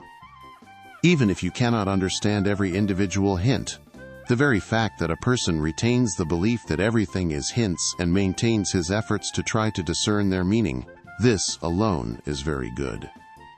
And for God's sake, be diligent in your studies every moment you can grab. You need to apply yourself harder now, and to be more careful with your time than you used to, because you have many more distractions now. May God have compassion on you, so that you may really take on the yoke of Torah and throw off from yourself the yoke of worldly pursuits. The time for the morning prayers has come, and I do not have time to go on. The words of your Father who is praying for you. With thanks to God, Wednesday, Rieh 5592. Warmest greetings to my dear son, may his light shine. I received your letter early yesterday evening, and I enjoyed it immensely. For I see that my words of truth are making an impression on you, and that you are now strengthening your memory of the truth. This is the way. This is just what you should be doing. Remind yourself 1,000 times a day. For this alone is why we came into this world, to remember the world to come at all times. Everyone knows that this world has no permanence, and that in a flash we must leave it. Anyone who really thinks about how swiftly time passes, and how it races past quicker than the flight of a bird, will view all time as not even one brief moment. But a person must work tirelessly not to forget himself. We are warned about this in the Torah, in the verse, "Just watch yourself and guard your soul very carefully that you do not forget." Today God helped me, and I wrote down some original ideas on this subject. Every time I write down such ideas, I think about how much I wish you could see them, because it always seems to me that you need to hear them very much. As I have already told you, my dear beloved son, today was no exception, and I told myself that I had to make the effort and write you something immediately, even though at the moment there is no traveler with whom to send it. The main point is that a person must guard his memory with the utmost care and remember the world to come each day, both in general and through every particular of his life. But there are many impediments to this, and their source lies in an evil eye which causes forgetfulness. These impediments are so strong and so manifold that it is necessary to draw on the root of Malchut, rulership, as expressed in the phrase, "up to my nose," and as is explained there in the lesson. But none of us knows how to draw on the root of Malchut. We can only rely on the power of the Holy Elder, who fights God's battles for us. He knows how to do this, and can thereby instill us with memory. But the simple advice contained here about how to preserve this memory is by utilizing our power of speech. For the power of speech is very great indeed, and it is through it that all battles are won. Just as with regular memory, for example, remembering what one studies, it is necessary, as is known, to repeat the section verbally many, many times. The same applies to this other kind of remembering, which is the essential one. A person must repeat what he wants to remember out loud. He must do this with himself, and chastise and remind himself every day about what his end will be in the world to come and what will be his final lot. And he must do this as well with other people. Speech has a great potential for arousing a person's memory, as is expressed in the verse, "When I speak about him, I will remember him," and this is also explained elsewhere. The key to winning the battle of this world is speech, the weapon of Israel. For our only power is in our mouths. This is the meaning of the expression "for the victor," with which King David began many of the songs in the book of Psalms. Rashi explains that King David composed these songs to be sung by the Levites, who were valorous in their singing, and therefore were called victors. I apply this explanation to all of Israel. On the simple level, the opening, "for the victor," means, for anyone who wants to win the war in this world, he should say this psalm, and this psalm, and this psalm. Understand this well. The same applies to Hitbodedet, which is also closely bound up with the recitation of psalms, as is explained in another place. David also said "for the victor" to himself when he picks himself up, rallies his inner strength, and says, "For the victor, a song for David." Now David is singing this song, David, who wins all his battles with speech. In the same way, every person, even someone on a very low level, must know and believe that he undoubtedly wins many victories with every single word of prayer and Hitbodedet that he utters. And this is a lasting victory, one which endures forever and for all eternity. If a person really perseveres and prays to God until his soul literally leaves him, no matter what he goes through or what he encounters, without a doubt he will win the battle through God's great mercy. I compare this subject to that of the rectification of bad dreams, which I am presently involved in, with God's help. For in this practice which the rabbis established for us, you can see the amazing potency of speech. Someone who has a bad dream can rectify it by coming before 3 men who then say to him, "You had a good dream." And even though he did in fact have a bad dream, when the 3 men repeatedly say to him out loud, "You had a good dream," they have the power to actually make it a good dream, changing bad into good. So we see the great power of holy speech that wins all battles. I could tell you much more of what I wrote on this subject through God's great kindness. Out of love for you and for all our comrades who are in your community, I said that I would not withhold the favor, and I would put down for you a small portion that contains encouragement and practical advice. Maybe you will remember this well, and try to carry out the Rebbe's holy words, which are your life for all eternity. You know without my telling you that you ought to show this letter to all our comrades who take refuge in our holy shade, the shade of faith, and particularly to my truly beloved friend Reb Shimshon. For these words apply to him too, even though he did not hear what came before them on Shabbat Nachamu, since he was not with us on Shavuot, and not on Shabbat Nachamu, nor on any other Shabbat, and not on a weekday either. From afar, though, he truly loves me, since he does not withhold his generous gifts from me. And this is without question good. May God bless him and grant him success in all his pursuits. But just because he has been so generous with me, I cannot restrain myself from rebuking him directly and openly, because I feel a great, mighty love for him in my heart. A great and eternal love. My dear brother, this is no way for you to act, and no way for you to relate to us. You, who grew up among us, and who knows the real truth, to so adamantly refuse to get together with us 2 or 3 times a year at least, some Shabbat, or some weekday, if you cannot make it for Shabbat. You want me to give you children? I don't have the key to children, but neither does anyone else, if you understand what I am saying. I still stand by my reasoning that I have related to you many times. If it is possible to draw forth some kindness which will result in your having children, you can certainly do it here, with God's help, better than anywhere else in the entire world. Therefore you must remain vigilantly at my doorstep day after day. Maybe sometime a propitious hour will come, and salvation and mercy will be bestowed upon you in the form of children. Amen. May God accomplish this. If the opposite is actually the case, God forbid, and really nothing can be done for you, then how very much more so must you hold vigil at my doors.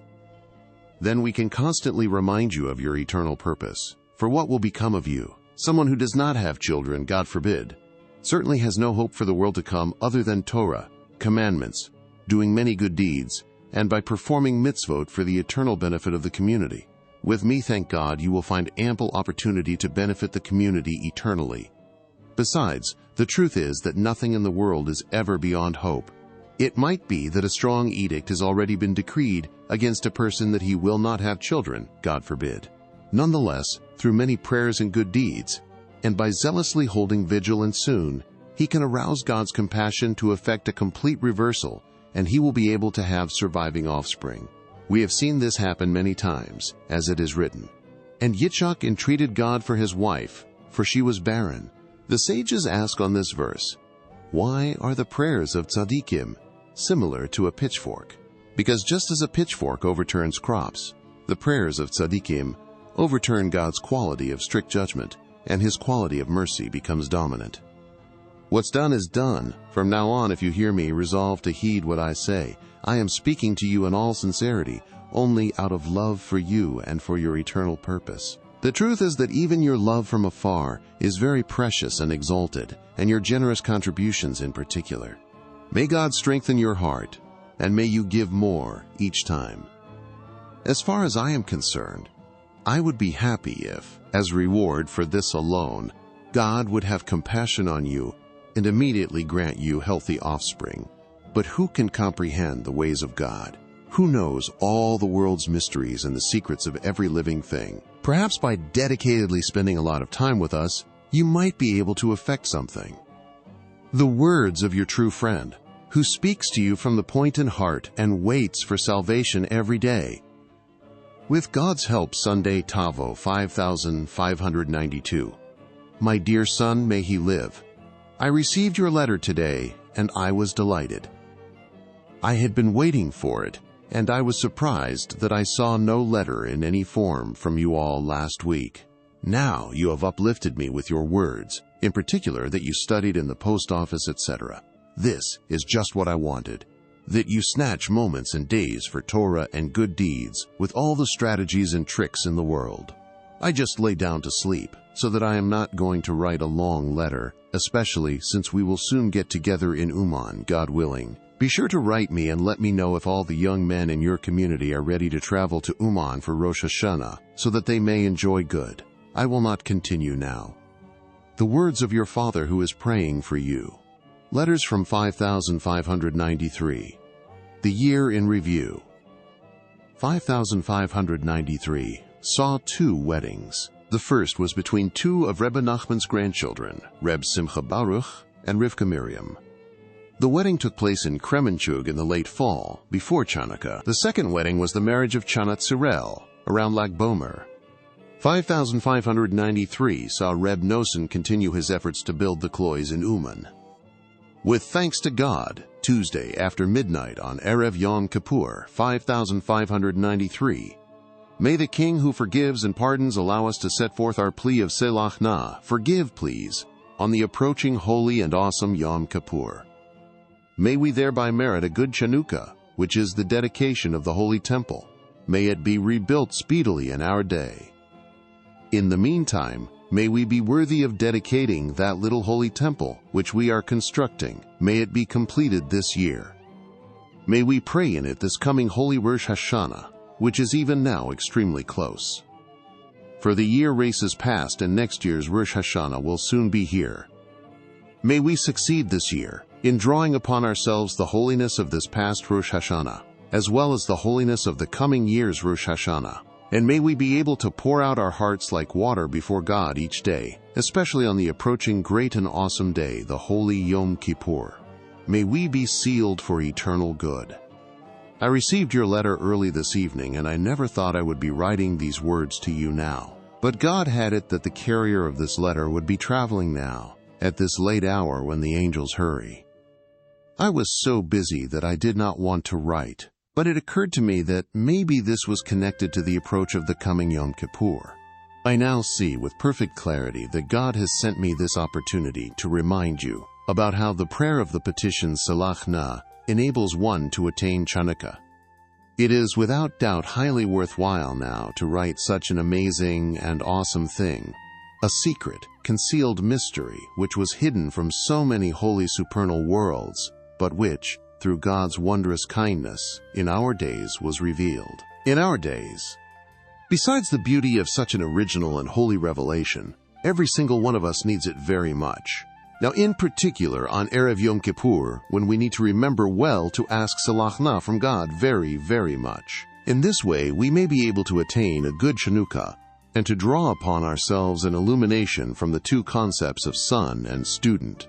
Then every one of us will know, no matter where he is, at all times, in all places, every single moment, that God is right there, with him, near him, right next to him. For the whole world is full of his glory. You can look up or recall for yourself more of what is written there, and if you have time, close to Yom Kippur or on Yom Kippur itself, it would be good to say the prayer corresponding to this amazing lesson. God helped us speak a great deal about this lesson last Shabbat in Teplik. Happy are we! How good is our portion! How pleasant our lot! That we know about treasuries of exalted secrets like these, every single word of which gives life to all the souls in the world, even the very worst of them, as is written there, "Awaken and sing, you who dwell in the dust." All that you wrote about how you encouraged yourself with the holy lesson, "I will sing to God with what I have left," applies to this as well, as you can understand for yourself. What can we say? What can we utter? What can we give back to God for all the benefits he has bestowed upon us? That he has given us life in these generations, with holy delicacies such as these, with wisdom such as this that can inspire and revive all the souls in the world, all those who are so very sick and weak with the illness of the soul. You really uplifted me, my son, when you wrote how you inspired yourself with this lesson. This is the way. This is just what you should be doing.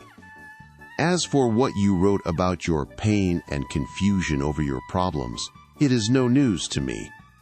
I already know that a person is constantly confronted with things which it seems to him he has never before faced. And it really is true that the obstacles and diversions are always new and different. But one may infer then what a great accomplishment it is if a person succeeds in surmounting them. For precisely because the barriers are always new, if a person does overcome them, he will doubtless experience a reborn vitality and freshness in his devotions. I cannot go on about this right now, but there will be time after Yom Kippur, God willing. It is worth any effort on Erev Yom Kippur if the result is that I am now writing you all this on the subject of Salach Na. If we were to go back and repeat, "Happy are we, how good is our lot," 1,000, tens of thousand times, it would not be enough. The words of your Father writing now in the light of day. May the Master of loving kindness sate us in the morning with his loving kindness. May we sing and rejoice all our days. With thanks to God, Friday, Erev Shabbat, the day after Yom Kippur, the name of God, 5593.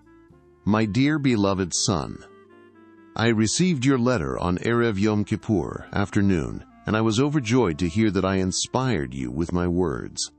It was the hand of God that originally had me prepare you a letter at that time, but it was held up after all because Reb Berish, Reb Shah, son-in-law, ultimately did not go, as the deliverer of this letter will tell you.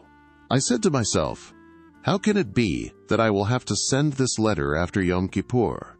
Then, before the morning prayers, I all of a sudden was informed that one of the community leaders was sending something to Tulchin, and I hurried to send you the gift on time. Thank God who has helped us thus far. At the moment I have no time. I am still wearing my talit and Rabbeinu Tam tefillin. I just want to tell you to be sure to inquire carefully about the Cyprian etrogim, whether or not there are a lot available, how much they cost, and whether they are kosher, beautiful, and according to the finest details of the law. Let me know all this today if you can, or at latest Sunday morning. At that point I will tell you how to proceed. The Rav, Rebbe Haron here already purchased a nice kosher etrog, which I have not yet seen, before Yom Kippur. Until I do, and until I speak with him about this, I do not know what to write you. In the meantime, as you realize, you need to make a careful investigation so that you will know what to write me. Then I will give you an answer, God willing. So now rejoice and be glad over God's salvation, that He has so marvelously bestowed His kindness upon us in a way unprecedented since the earliest times. This indeed is the hand of God, and it is truly a miracle in our eyes. That people such as these in these generations have been able to know about such incredible wonders, awesome secrets of the profoundest depth drawn from an extremely high, awesome and holy source. To the ear that truly hears them, the ear that judges words, they are lovely and sweet as can be. And above all, they enliven, rejuvenate, raise up and elevate all the sick. Any soul in the world who is really willing to listen with sincerity and openness. What can we say? What can we utter? Forge ahead determinedly, my son. Study His holy, amazing words, over and over and over. Grow old and gray with them, and never leave them, because there is nothing better. They encompass the entire written and oral Torah. And while you need to be persistent about expressing yourself before God every day, about screaming to Him and pleading with Him, still you must be even more persistent to strengthen yourself with joy and gladness, and to turn all the groaning and sighing into joy. For every time a person's many mistakes and wrongdoings begin to weaken him and push him down, God forbid, he must turn them all to joy. At the very least, I am not an opponent of the truth, of the stream which flows forth, the source of wisdom. I also know many holy things from His wondrous teachings. For about every one of these teachings, one must say, if I entered the world only to hear this, it would have been enough. In fact, the more aware I am of my lowness and shortcomings, the greater and more exalted my joy, that so inferior a person could know holiness such as this, beauty such as this, wonders such as these. The miracle that God has done with us in our generations is by no means a trivial matter. I see the kindness and salvation which God has bestowed even upon me, lowly as I am, in that I still remember that the word Chanukah is hinted at in an acrostic in the verse Salach Na in the Torah, and that Rabbi Eliezer and Rabbi Yehoshua represent the concepts of son and student. The list goes on and on. Who has heard anything like this? Who has seen things such as these? Considering how flawed and inferior I am, I too could, God forbid, have been tearing and desecrating this holy book. And now I study it and know such beauty, which gives life even to me wherever I am. What can I give back to God for all the good He has bestowed upon me? A person can inspire himself in this way and bring himself to joy any time, no matter what trials he must endure, God forbid. He must also draw fortitude and bring himself to joy through silliness. As I have already said, a person must dance every day.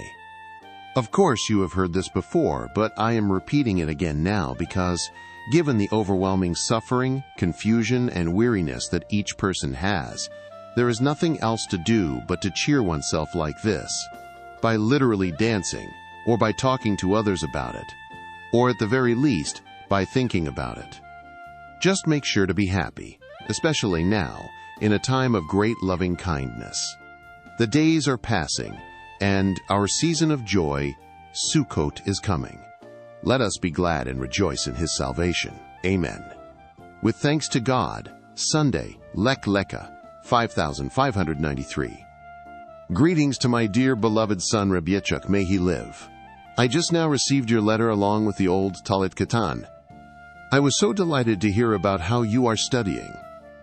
May God fortify your heart to apply yourself diligently to Torah study and to service, as we call prayer. This is a person's whole job. All else is worse than vanity. There is no term fitting to apply to the vanity of the world, which runs rushing swiftly by, faster than a passing shadow. But nonetheless, within it, a person can snatch precious treasures such as these, eternal beauty by which he can attain everlasting pleasantness at God's right hand. Remember what we recently talked about regarding the verse, "You test us every moment." It really is true. A person is tested at every moment, and no moment is like any other. So that at every moment it is possible to achieve a great deal, to grab much good, and to flee from the abundant evil which prevails and is constantly rising up. Because for people such as you, the war is raging literally every single minute. As for the discouragement and despair which try constantly to knock a person down, God forbid, one must rouse and fortify oneself every single hour and at times every single minute. You should know without a doubt that at every moment entirely new and original things are coming into being, because God, in His goodness, is constantly renewing the creation every day throughout the day. Every hour, every minute is unique, as I cite from the writings of the Ari. Remember and never forget the incredible kindness that the Master of Compassion has done with us. That we have lessons in prayers such as these, the likes of which have never existed, and which can redeem the entire world. I will not go on. This will suffice for now. The words of your Father, who constantly waits to hear true good from you, and who is praying for you. Greetings to all our comrades, with a great love. Stay strong, my brothers and friends, and take heed of all that is written here, and of all I have written or said in the past. This is by no means a trivial matter for you. It is your very life, eternally. Do not forget to speak with Reb CHS. May his light shine. I am inclined not to send him the enclosed letter, but if you find it to be appropriate, you may do as you see fit. God will do what is good. I have no one to lean on but Him. With God's help, Sunday, Vayera, 5593. My dear beloved son, may he live. I received your letter just now, as I was reading the letters I just got from Kremenchug from Adil, may she live, and from Reb Meir Lieb and Reb Avraham Ber, may they live. They are all complaining that I did not come to the wedding and write that it has been postponed until Rosh Chodesh Kislev, God willing.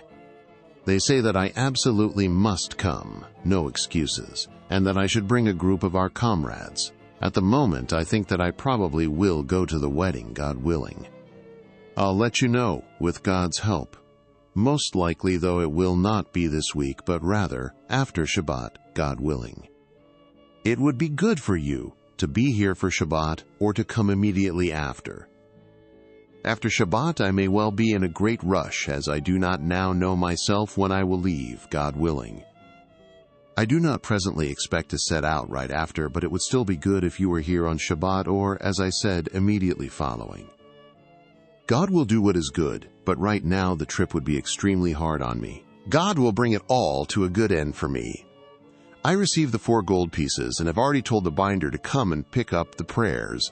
May God help us spend our days with these awesome prayers, the likes of which have never before existed. We, in these generations, are indeed in the footsteps of the Mashiach, when everyone is going through so much. Each person knows in his own soul that against this God has provided the cure before the illness, by sending us a Savior and a true Rav, to rescue us with the revelation of His entirely unmatched, holy, amazing, and awesome teachings, which are true wellsprings of salvation. And with the prayers in particular, it is impossible to describe in writing or in speech the incredibly exalted level of the benefits and kindnesses provided by these holy lessons, prayers, stories, conversations, and the entire legacy which the Rebbe left in this world. Above all, God provided for us the Rebbe's great, holy, and mighty power, which surpasses all else. The Rebbe made us a promise and cautioned us to rely on his awesome power. Thank God we have someone to rely on, with God's help. You already know what I have said in his name, that if this is how you are, what then must be the state of our opponents who do not give the slightest attention to their rectification? God have mercy. God have mercy and pity us and all his people Israel with true compassion, and take Israel away from their sins. Because, given the exalted spiritual nature of Israel, sin does not befit them at all. As a result of this, the burden of their wrongdoing is terribly hard for them to bear, even for one day. God save us. God have mercy. God have mercy. More than this, I haven't time to write. My mind is very unclear because of all the uncertainty which just now arose regarding the trip. May God guide me in His truth, and may He teach me to act with truth. I hope in Him alone. The words of your father, with loving greetings as always. God willing, I will make sure to write you on Wednesday. With God's help, whatever good and truth God will then send me. The socks are still not finished, and my daughter, may she live, is working on them now. They should get to you soon, God willing. With thanks to God, Monday, Vayera, 5593, Breslov. May life, blessing, peace, gladness, and joy come upon my honored and beloved friend, dear to me as my own soul, Reb Yitzhak Isaac. May his light shine. With greetings for his wife, the king's daughter, the righteous and precious Adil, may she live, and for all their precious children, each one individually, may they live long. Amen. May it be his will.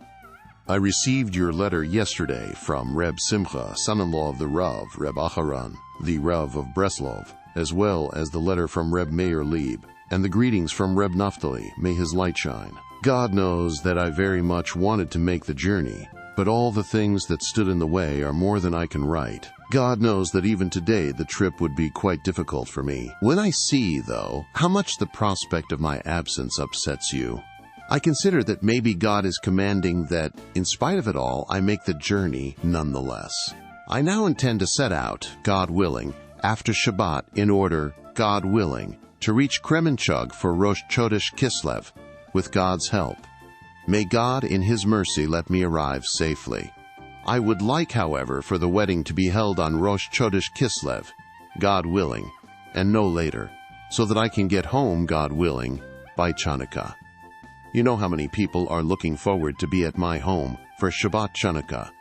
May God bring everything to a good finish for me, in accordance with His will and the will of our awesome Rebbe. I have not yet discussed this matter with the Rav Reb Aharon here, but from what I hear from Reb Simcha, he cannot make the trip due to his business concerns. There is no time to go on, the post is leaving right away. May you be healthy and happy. As your wish and the wish of one who truly loves you, one who prays for you, especially, God willing, at the holy gravesite, you will certainly be remembered for good. God will always hear our prayers. Greetings to my friend whom I love as my own soul, the apple of my eye, Reb Avraham Ber, may he live. I really do not understand what you meant by not sending greetings to your wife, may she live, and to your parents-in-law, may they live. This is no way to behave. I am sure you will heed what I say, that all this sort of touchiness is pure vanity. What matters is that you go in the ways of your holy and awesome grandfather, our master, teacher, and Rebbe, that you have hitbodedut each and every day, and that you diligently study the holy Torah. Do not pay the slightest attention to meaningless matters such as these, for childhood and youth are vanity. Soon you will have similar problems to deal with from your sons and daughters, of which, as I told your mother, within a few years you will have many, God willing. My advice to you, when do you have children, may they live, is not to be overly sensitive or demanding about such things. All the more so now, when you only have yourself to worry about. You certainly do not have time to think about this. Just think about Torah, prayer, and expressing yourself before God every day, and about when your deeds will match those of your ancestors. I haven't time to go on. The words of your true and eternal friend advising you for your eternal good. I was very surprised to have received no greeting from Rebbe From, may his light shine. Even though he was in the wrong, I will pay him back him with right, and I send him loving greetings. And greetings as well to his father-in-law, my friend, Reb Shmuel, may his light shine, and to all their children, may they live. My beloved Reb Ephraim, remember your Creator when you are in the store too, and even in the Levki shop as they call it in Russian. Reb Ephraim was a jewelry merchant. Do not let the words of our master, teacher, and Rebbe become old for you. He said that letters of the Torah are to be found in all the languages of the Gentiles, because Tat, in the Katpai language means to, and so on. With this, you can attach yourself to God. Surely you did not end up sitting all day in the store, except that you should come to remember this well every day. For someone who is unrefined and knows nothing about this, obviously does not think about it, while those who sit all day in the study hall do not need it in the same way. But since you, thank God, are one who sits in the study hall of our Master, Teacher, and Rebbe, and you are also forced to go out each day, at least fulfill, rejoice, Zevulun, in your going out. And when you remember things such as these, dance every day, either in your thoughts or in actual practice, then you will have eternal good. The words of your true friend. Greetings to all our comrades, with a great and mighty love, especially to the holy seed of our Master, Teacher, and Rebbe, each one individually may they live. May God illumine their eyes and let them know who their grandfather, of blessed memory, was. With thanks to God, Wednesday, Vayera 5593. My dear beloved son, I received your letter just now. At the moment I do not yet know when I will travel, God willing, since I have not yet hired the coach. It seems, though, that I will set out, God willing, on the Monday after this Shabbat. As for your not coming for Shabbat, you need not be concerned about it on my account. I am not particularly eager to have guests this Shabbat anyway, because my mind is so unsettled on account of the trip. It would be good for you to come, God willing, on Sunday, after the mail delivery, and God will do what is good. As for words of truth and inspiration, I have already written you a great many, with God's help. It would be good for you to look back once in a while on the old letters you have saved. I hope to God that they will give you much encouragement. At the moment I have no time to continue, because the carrier of this letter is in a hurry. May God bring you and me to joy. For God is very great. His greatness is beyond comprehension, in His awesome greatness, which is always attended by His humility. A person can rejoice forever, no matter what. No matter what. We have already seen in these generations His goodness and loving kindness absolutely without limit, in that He has revealed to us such kindnesses with the unique and original Torah teachings that we received from our Master, Teacher, and awesome Rebbe. All of them are wondrous gifts of incalculable compassion, precious wisdom capable of giving life to whole masses of people, no matter who they are, no matter in what state they may be. Anyone who touches these incredible gifts of loving kindness, even the slightest little bit, can rejoice forever, for they are a path of life and a great abundance of joy, with the help of God. My dear beloved son, I have no words to write you right now, and my mind is extremely hazy. Nonetheless, I have fulfilled your wish at least by sending you a letter of greeting. Having done this, though, what more can I tell you, my son? From what you said, you will soon be here anyway, God willing, and we will speak to each other face to face whatever words God will send us. May God illumine your eyes each day, according to the day and the hour, so that you may find true advice on how to rouse and fortify yourself boldly. The main thing is constantly to bring yourself to joy over the magnificent salvation and wonders of God, that we have been worthy not to be opponents of such holy books as the Rebels, whose value is beyond all estimation. Study them over and over, grow old and gray with them. Grab every day some study of the Shulchan Aruch and of the Rebbe's holy books. Then some psalms, prayers, and a little conversation between you and your Creator. Do not let yourself start regarding everything that I have so often told you about this as nothing more than old platitudes. See them as new every day. The truth is that for anyone who has a Jewish heart and who looks at the truth, they really are constantly new, since every single day the worlds are recreated. We can see a little of this from our own experience and from the fact that all kinds of new and amazing phenomena come into being every day. It is all connected to the idea of the head of the household and how to bring His holiness and truth into the world, as we say, who every day in His goodness constantly renews the work of creation. Creation contains the same letters as head of the household, and, as is known, they are one and the same concept. Every day God in His goodness renews the river which emanates from Eden, which is the basic foundation which derives from the head of the household. Understand these things well, because it is impossible to explain them in such a context. I have already spoken along these lines a little bit, as you will hear from Rebbe Nachman. May God illumine our eyes with the truth of the Rebbe's holy teachings, and may we be able to follow every day the practices and advice that he taught, until God looks down from heaven and sees us, and in His love and compassion brings us near to Him to truly serve Him all our days, forever. The words of your Father waiting for your true salvation. We appear to be doing well as far as the ink and paper are concerned, but I have no way of getting olive oil. Please send some quickly, either on Wednesday with the post or at least no later than Thursday, so that I will not have to think about this at all on Friday, God willing. Meanwhile, you have gained a great profit from the paper and ink in the form of this whole letter that is enclosed here. I never intended to write so much, but your strong desire had its effect, and the ink flowed very nicely through the pen onto the paper.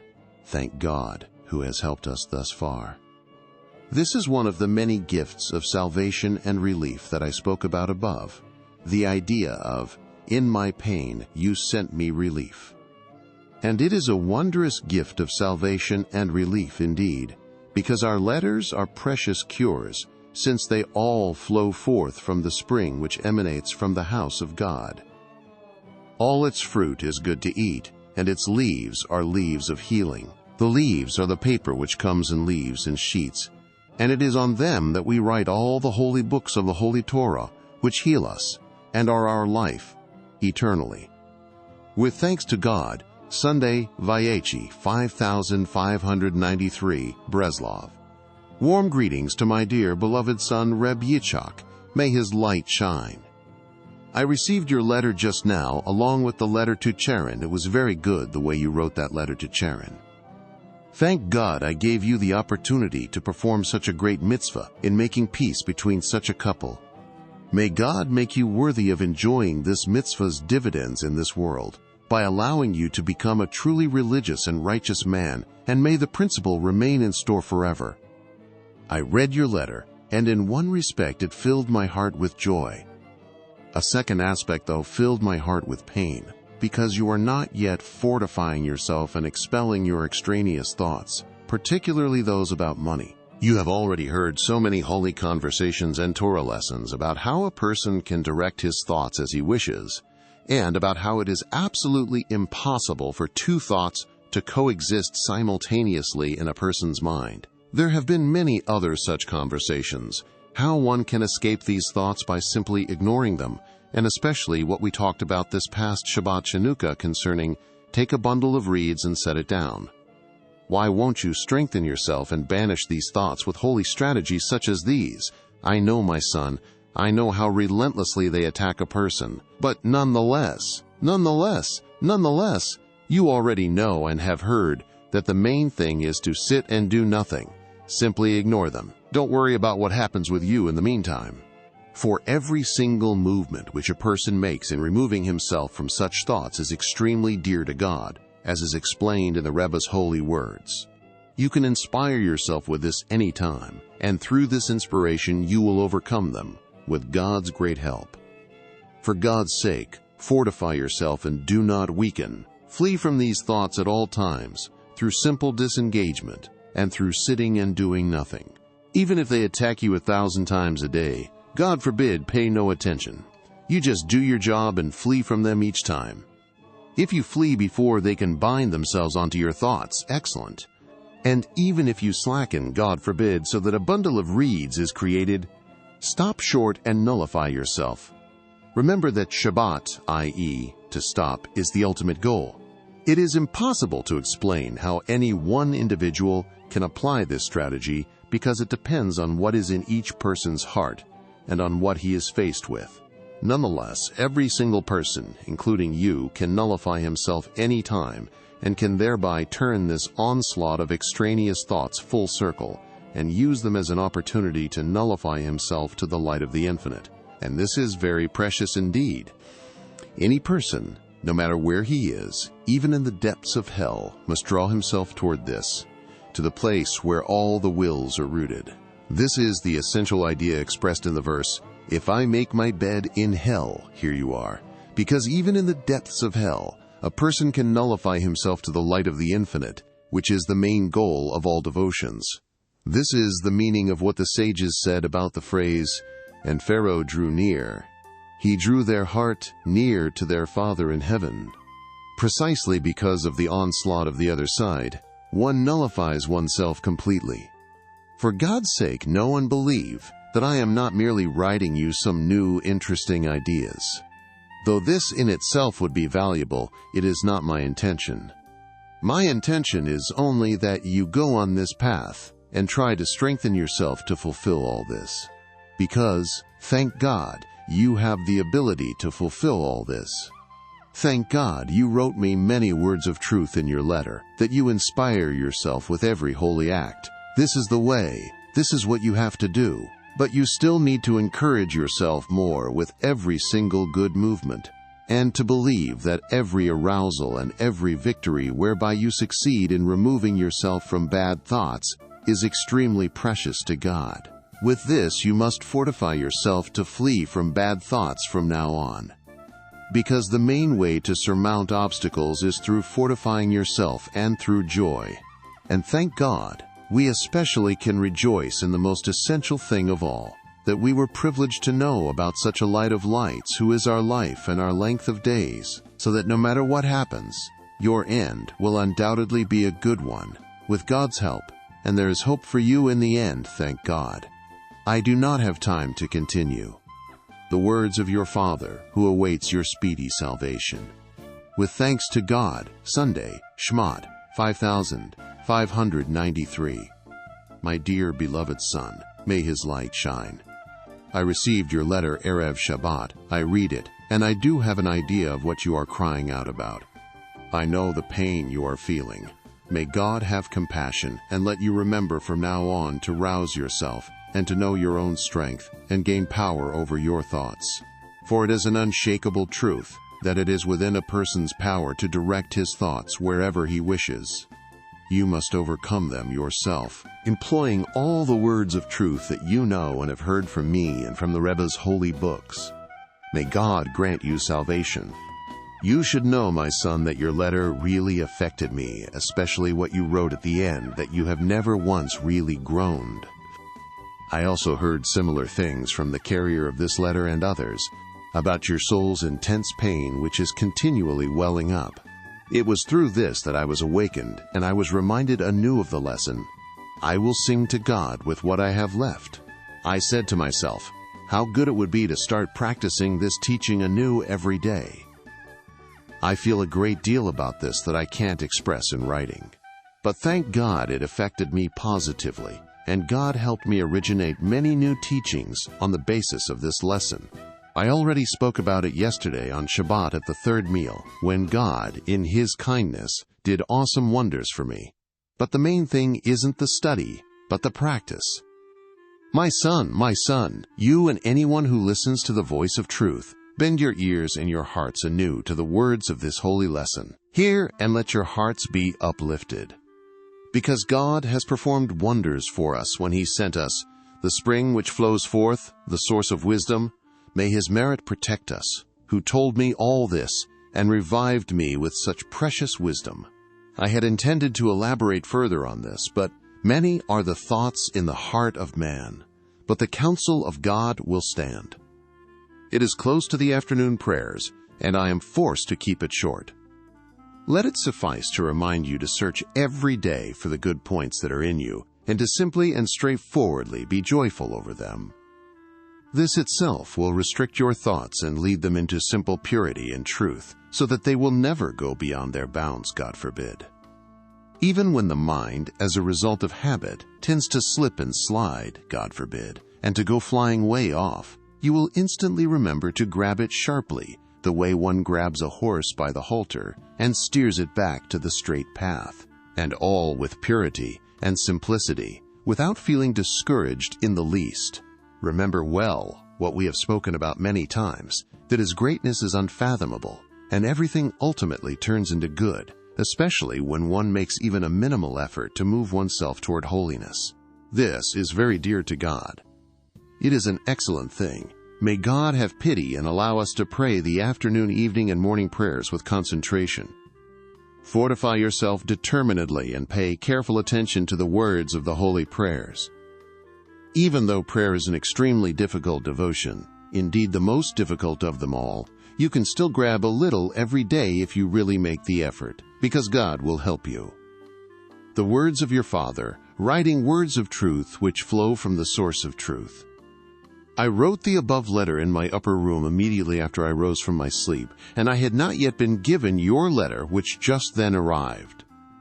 Subsequently, I went to the study hall for the afternoon prayers, where Reb Barish, the son-in-law of Reb Shlomo, told me all about what was going on with you. I stood there shocked and dumbfounded. I immediately sent for your letter and read it. What can we return to God for all the good He has bestowed upon us? It was really the hand of God that I wrote you beforehand, especially since, to judge from your letter, you would like to be here soon. Besides, I do not know with whom I can send this letter, because Rebbe Nachman, Tolchener, does not want to go home right away. In the meantime, do not be afraid or daunted, because God is with you. Give thanks for the past, that He bestowed every kindness upon you, and petition over the future, that He should bestow every kindness upon you. Ask that you will be able to escape from all suffering, physical, spiritual, and financial, and that you will be worthy of recognizing the kindnesses and wonders that He does for us every day. As we say 3 times a day, we thank you for your miracles which are with us every day, for your wonders and your favors at all times, evening, morning, and afternoon. The essence of this is how God has situations develop and turn out for the best, and thereby inspires us with good points so that we can merit eternal life. This is the essence of the miracles and wonders that He performs every day and at all times. To a small degree, a person can perceive and vaguely comprehend the way God's wonders and amazing kindnesses operate.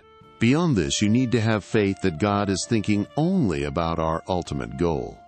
It is impossible to explain all this in writing. Fortify yourself and remain strong, my son, and bring your soul to joy over God's salvation. Trust God, for He will not abandon you. Everything is for your good.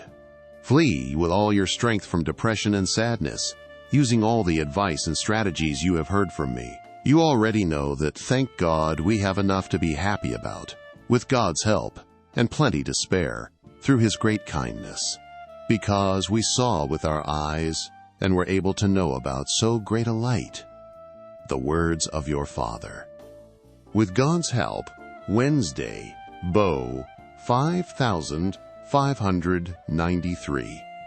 My dear, beloved son, I received letters from you Sunday and today, and I am greatly distressed over your pain. May God quickly heal you. I too have some occasional pain in my teeth these days.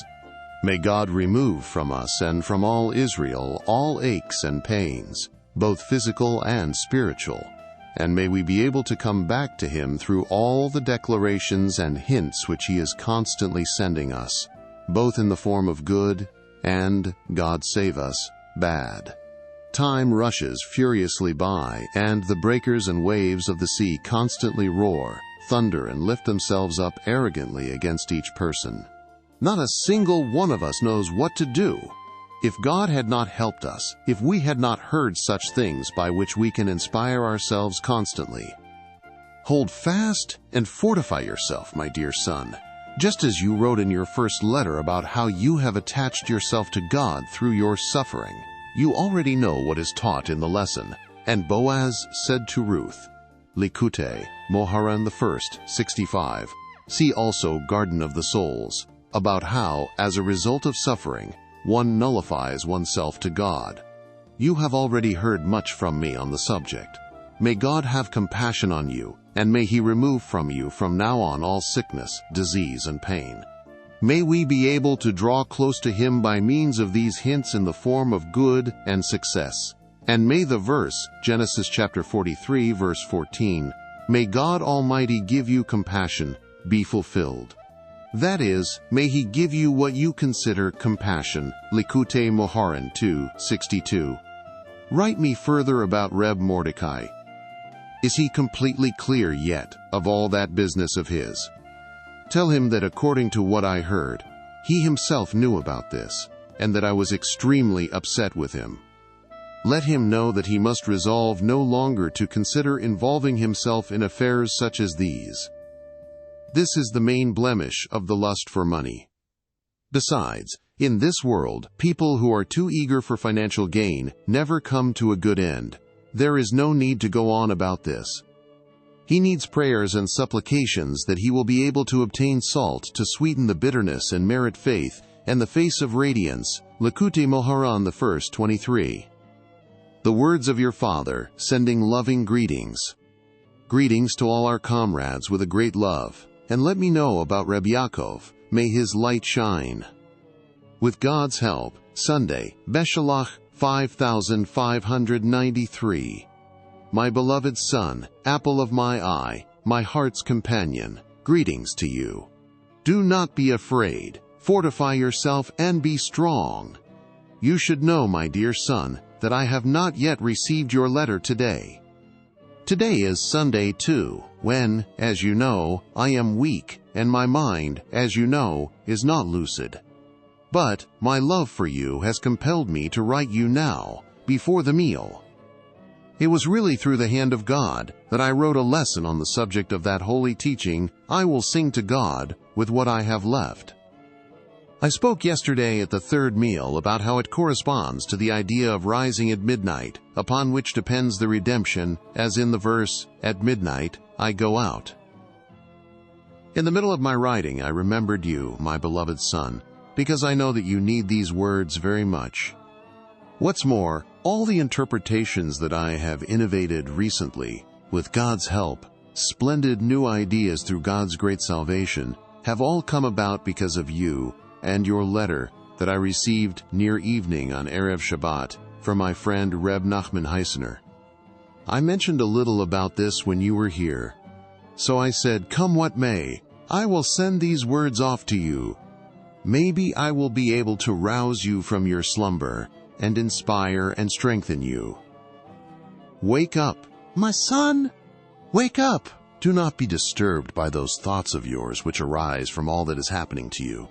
You have to know and believe that all your good points are extremely dear to God, and you can inspire yourself with them any time, really, to tip the scale to the side of merit, as in, with a little bit he is no longer evil.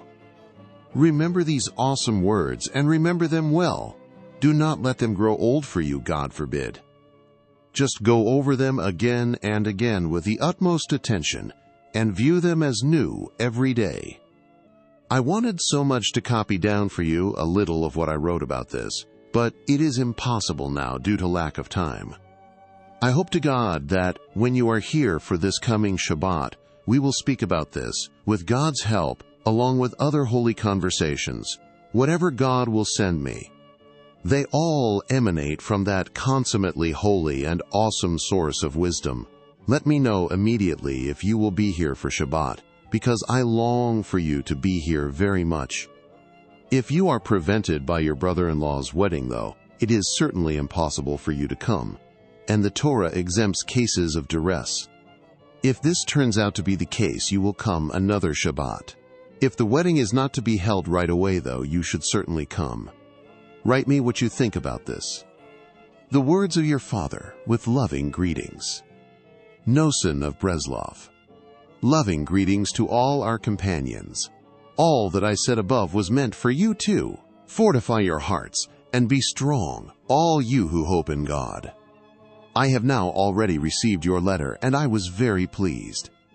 It looks as though you will not be able to be here for Shabbat, and certainly all is for the best. May God help you rejoice there in your house and at the wedding, because joy in the Lord is your fortress. My whole intention with this letter is to bring you to joy over His great salvation, with which He is constantly helping us. As is written, Behold, God helps me. Make requests from God and rely on Him, because just as He has begun to show you His kindness, so will He finish for you. You have experienced a great miracle and an amazing salvation indeed. May God allow you, as a result of this, to understand great hints and to come close to Him at all times, wherever you are. Because of the darkness of the night, I will not continue. May God forever bring you to joy. Saturday night, Teruma, 5593. My dear beloved son, I really have nothing to write you right now. I just left home today and I didn't think I'd be writing you. I really have nothing to write you right now, but as I was writing a few words to my nephew Reb Isaac, may his light shine, I remembered how much you longed to see my letters. So I thought I would write you at least a greeting. I was extremely pained that you were not joyful when you were at my house. You were so broken-hearted that it was nearly unbearable for me. But I nonetheless know and believe that God's compassion is still upon me, and you, and all of us. He surely will never abandon you, and no matter what, your end will be a good one with His great loving kindness. For we have, with God's help, someone to rely on, the Holy Elder, the Ancient of Ancient, the Sage of Sages. Now, my son, listen to what I am commanding you, and bring yourself to joy any way you can, especially now as the month of Adar, in which we must increase our joy, is approaching. The carrier of this letter, Reb Nachman, and all of our comrades are also obligated to accustom themselves to being happy through all types of silliness. Especially on Purim itself, you must be joyful in the extreme. Really be happy. Joy, joy, and more joy. The words of your father. With God's help, Monday, Pikude 5593. My dear, beloved son, I received your letter Shabbat night before Kiddush, as well as the letter from my friend Reb Hira, may his light shine. I was very pleased. I have nothing new to tell you, and I do not have time right now to encourage you with words of truth.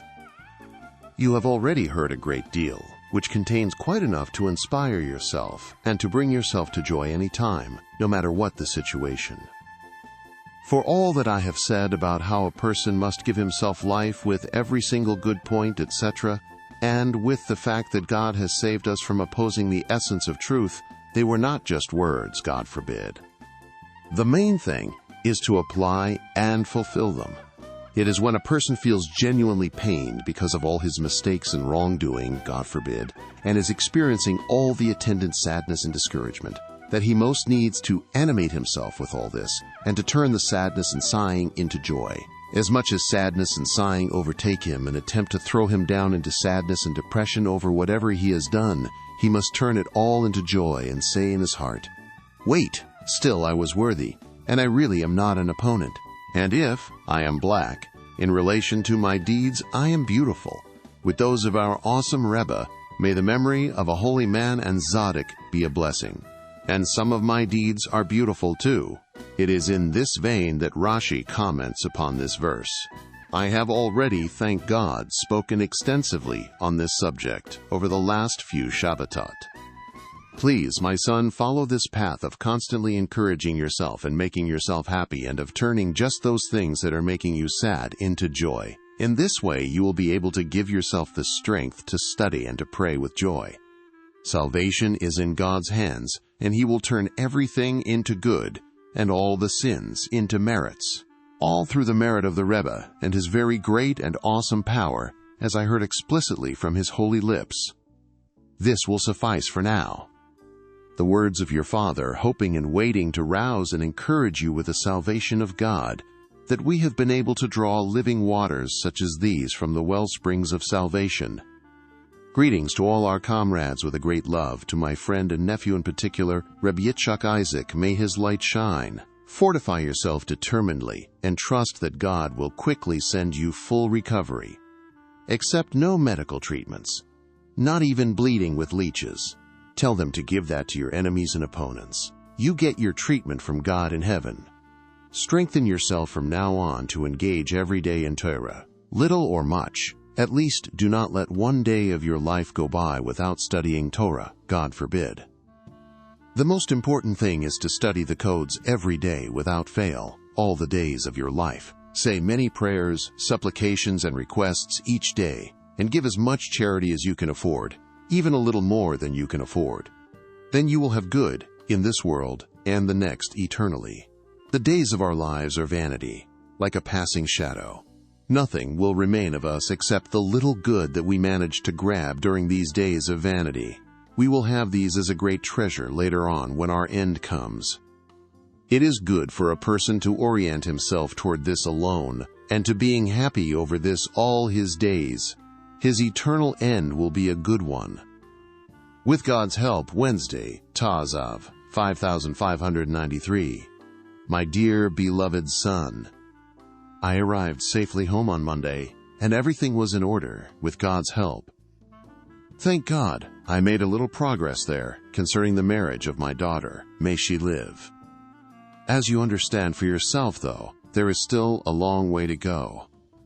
Salvation is in the hands of God. May He speedily provide us with all that is lacking. Amen. May it be His will. I am presently wrapped in my talit and Rabbeinu Tam tefillin, so that I can really not go on writing. May God give you joy, and may He fortify your heart with boldness and strength, that you may be able to attain some conception of the greatness of our Master, Teacher, and Rebbe. Then all that confronts you, no matter what it may be, will no longer disconnect or confuse you, but it will all turn into good. For our Master is great and extremely powerful. The words of your Father, waiting to receive the holiness of Nisan, the first month, until we merit complete redemption, which, as our sages said, will be in Nisan. Then we will sing a new song. Even now we should rejoice in this hope. Let us be glad and rejoice in His salvation. With God's help, Tuesday, 13 Nisan, 5593. My dear beloved son, I just now received your letter. Everyone is very busy right now, and I do not know with whom I will send this letter. But I decided, given my love for you, and your intense desire to receive my letters, to prepare the letter now and then, to have someone inquire after a traveler who can take it today, tomorrow, or on Chal Hamod, God willing. God will do what is good, because everything is with amazing divine providence. I spoke last Shabbat about this providence, which is the essential force behind all miracles and redemptions, especially the first redemption, the Exodus from Egypt, which took place on Pesach. I discussed it all in terms of the lesson when the Holy One, blessed be He, remembers His children. This is the reason that the Shabbat preceding Pesach is called the Great Shabbat, because all miracles and wonders are drawn from the end of time, the day which is all Shabbat. As expressed in the verse, the end is coming, the end. You can look it up there in the lesson where it is all explained. This is why it is called the Great Shabbat. It is in accordance with what is implied in the verse. Tell me about all the great acts that Elisha did. This is the concept of crying 2 tears into the great sea. Look it up there. Afterwards, God helped me in His amazing loving kindness, and I suddenly danced a long time by myself. It was all perfectly spontaneous, all through His salvation and amazing providence.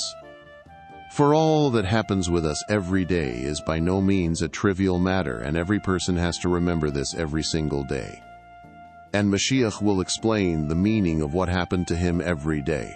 It is necessary to remember this and to remember it well every day. Thanks and praise to the living God that He provided us with the remedy before the illness arrived.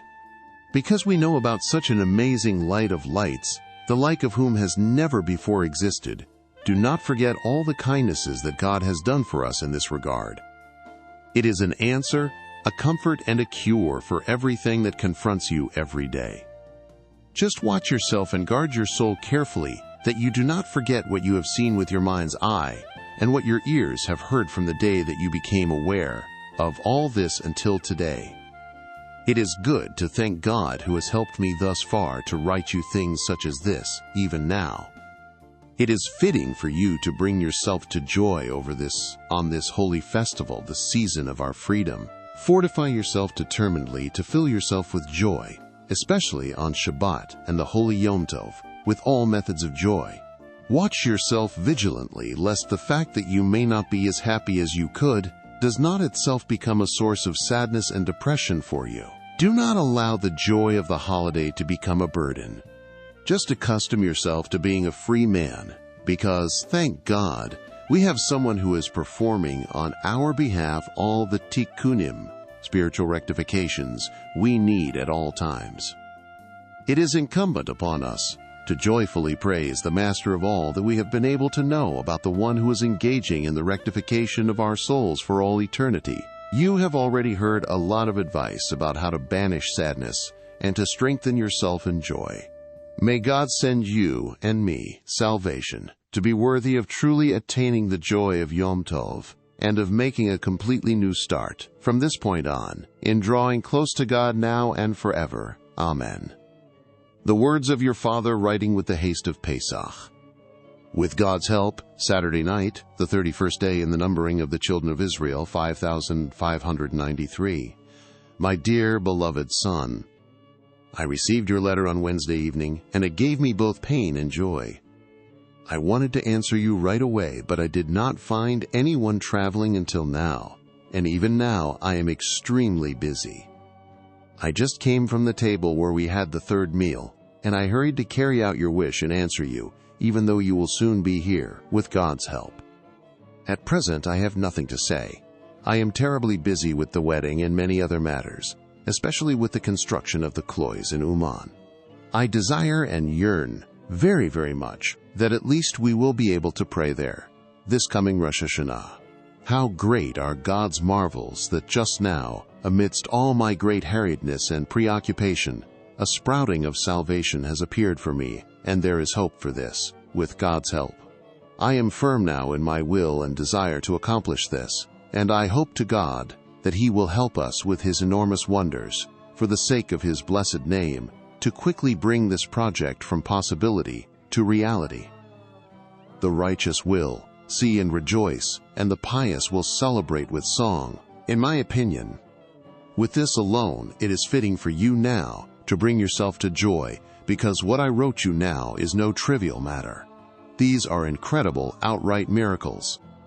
God willing, when you are here, with God's help, I will relate to you some of God's miracles in this regard.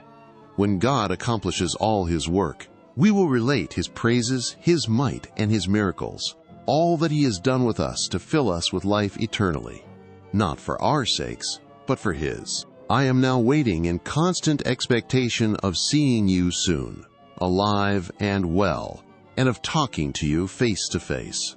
So come immediately if you can.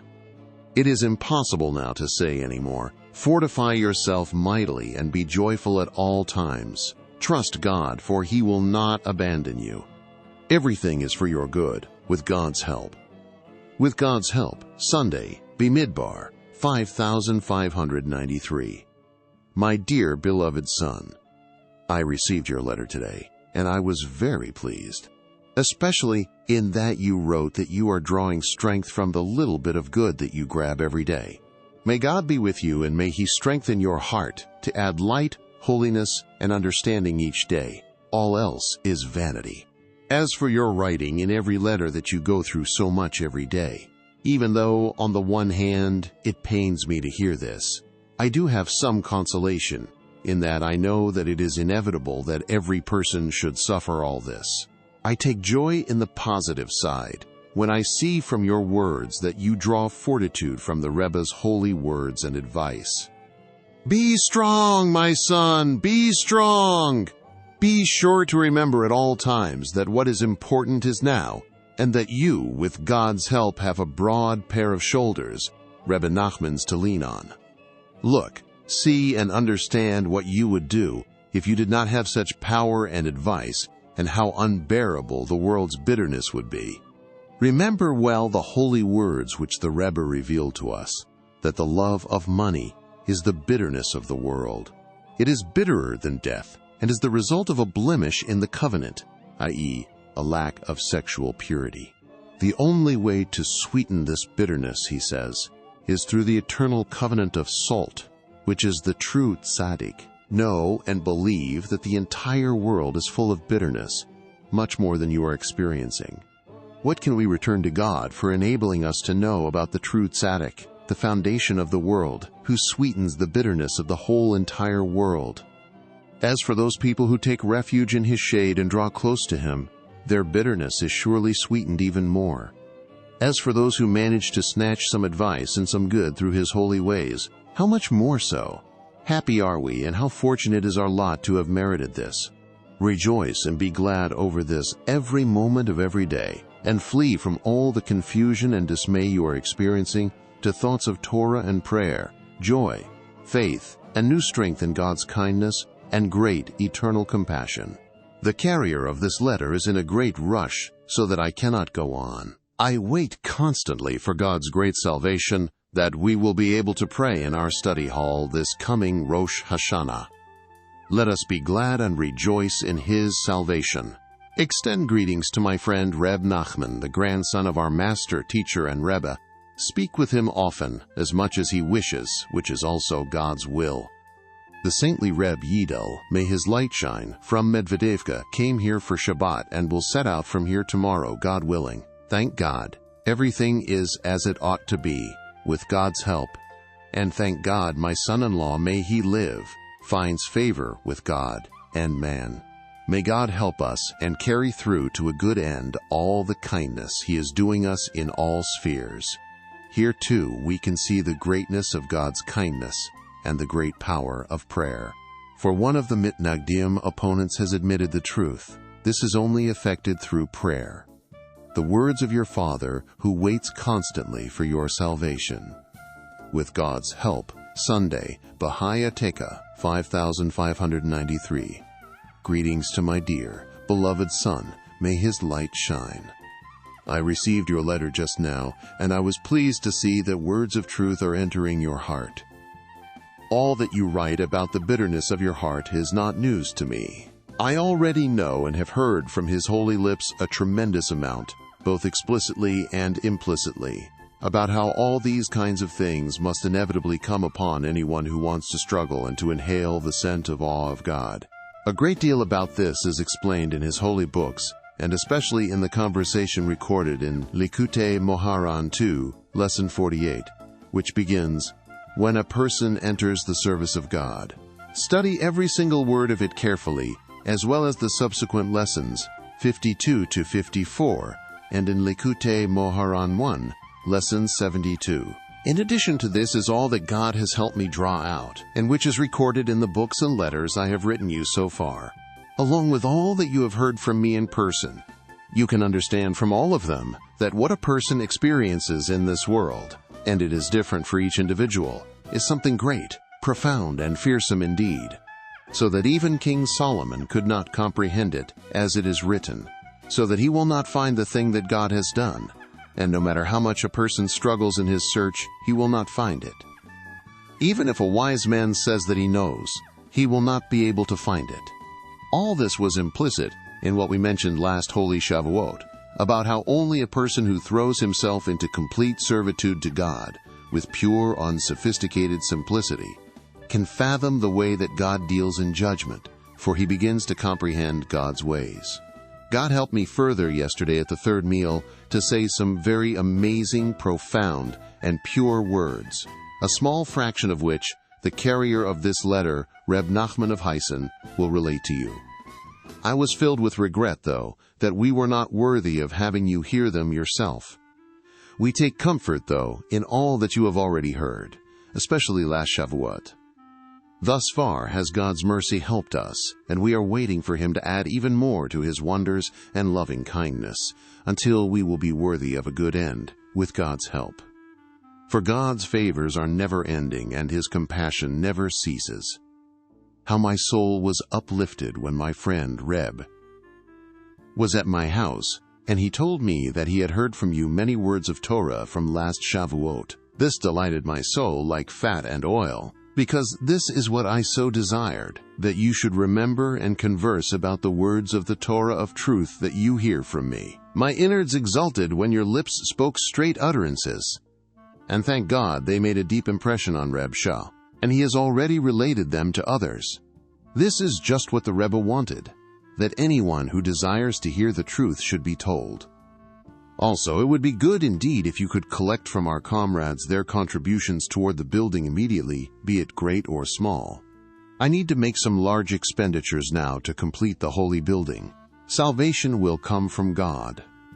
The words of your Father, waiting for salvation and praying for you. With God's help, Sunday, Balak, 5593. Greetings to my dear beloved son, may his light shine. Greetings to you, your wife, and your children, may they live. I received your letter last Friday.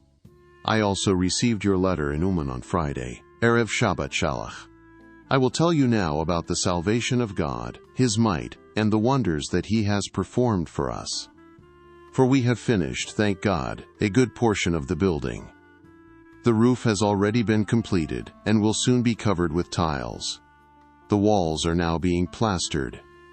I have already put down money on 9 windows, and I bought a beautiful door.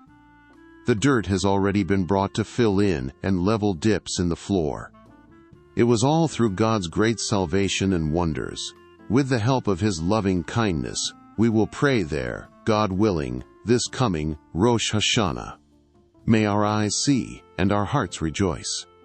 There is no time now to describe in detail all the great deeds that God has performed and what He, in His mercy, has bestowed upon me in this regard. Just as His compassion has helped me thus far, so may He speedily finish all the work connected with the building. The main thing, however, is that God should finish the holy spiritual building for us. The building that is being constructed through the gathering of the souls of Israel, who truly desire to draw close to Him. May these houses multiply infinitely through the addition of many holy inhabitants. And may we all be worthy of entering and of gathering homeward all the rejected souls which are poured out at every street corner. May the Master of Compassion have pity and compassion on us and on them. May He bring in our outcasts, gather in our scattered ones, and bring us into His holy chambers, where we will be sated with the good of His house. I am very pressured, and it is impossible for me to go on. The words of your Father waiting for salvation. With God's help, Sunday, Matata Masai, 5593. My dear beloved son, greetings to you and your wife. May God send you blessing, life, peace, and all good, in this world and the next, eternally. Amen. May it be His will. I received your letter today with the half-new ruble, and I was very pleased. It was good that you sent it today, because it arrived right at a time when I needed it very much.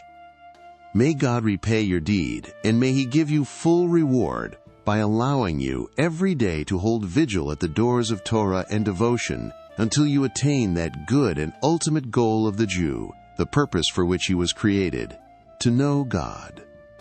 As for your longing to be with me regularly on Shabbat, I long for this too, but I already wrote you that it is better that you come only occasionally, while surmounting barriers, than if you were to come every day unimpeded.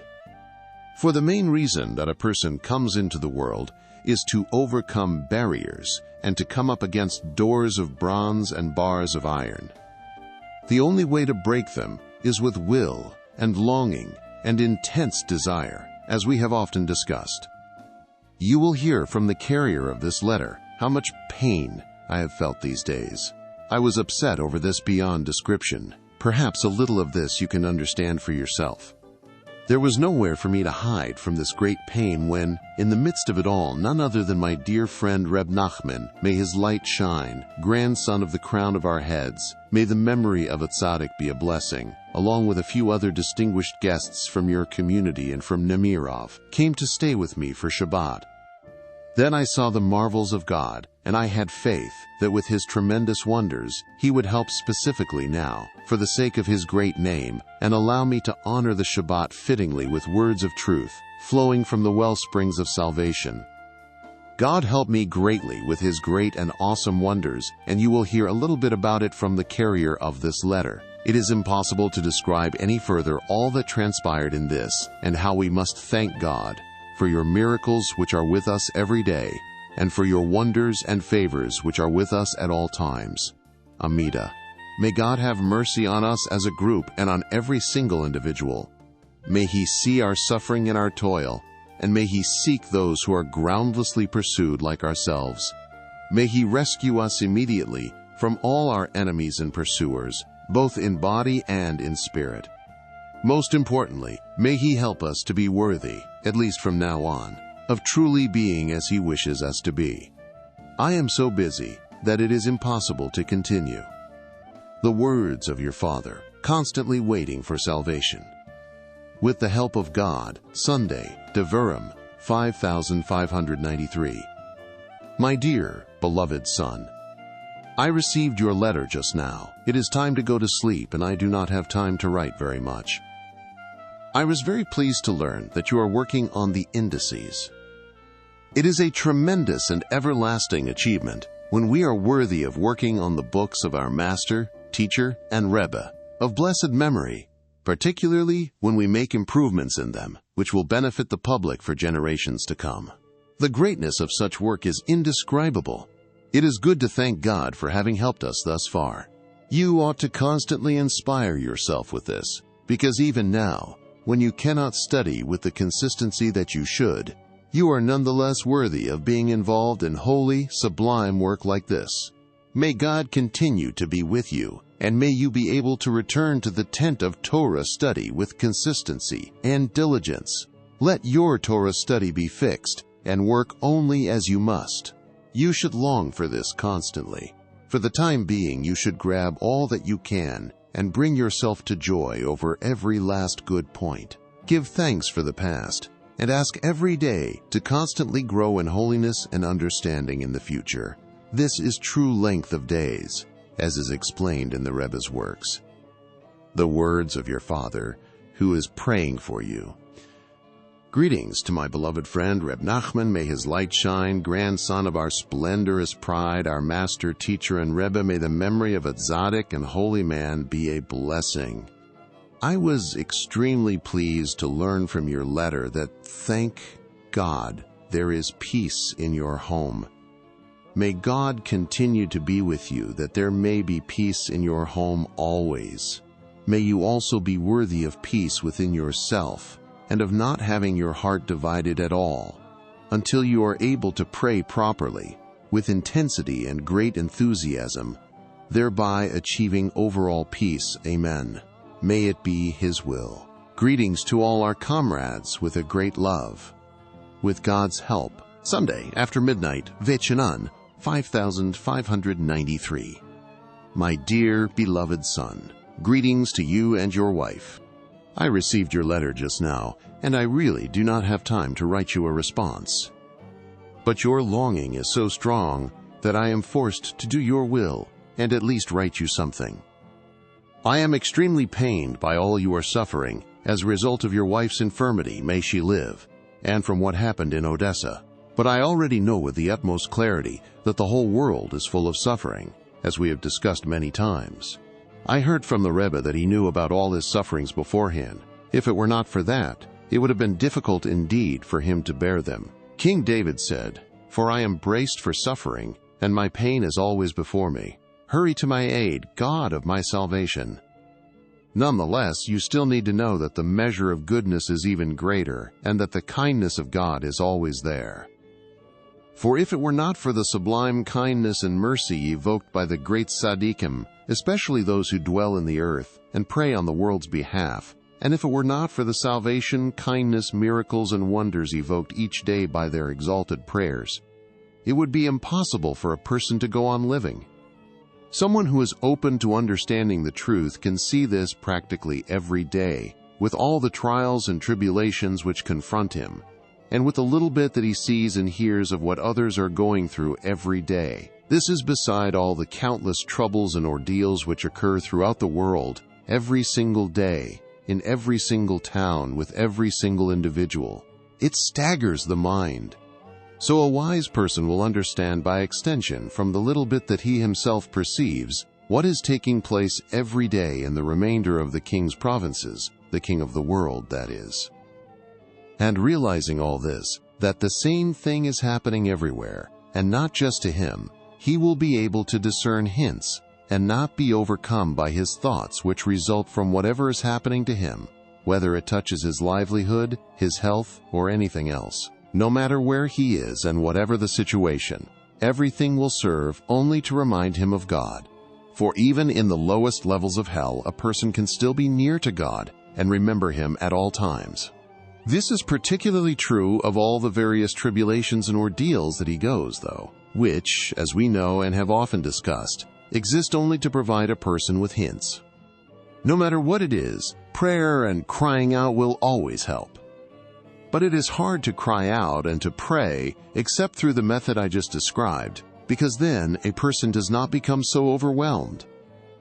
Rather, he will realize that this is the way that God runs the world and the way that he tests every person in it, by confronting him every day in whatever way he does, according to the person and the time. One person may be tested with great poverty, another with immense wealth, one with this kind of livelihood, another with another. So it is with all the infinitely various things that attend different people at different times and are constantly changing for every person.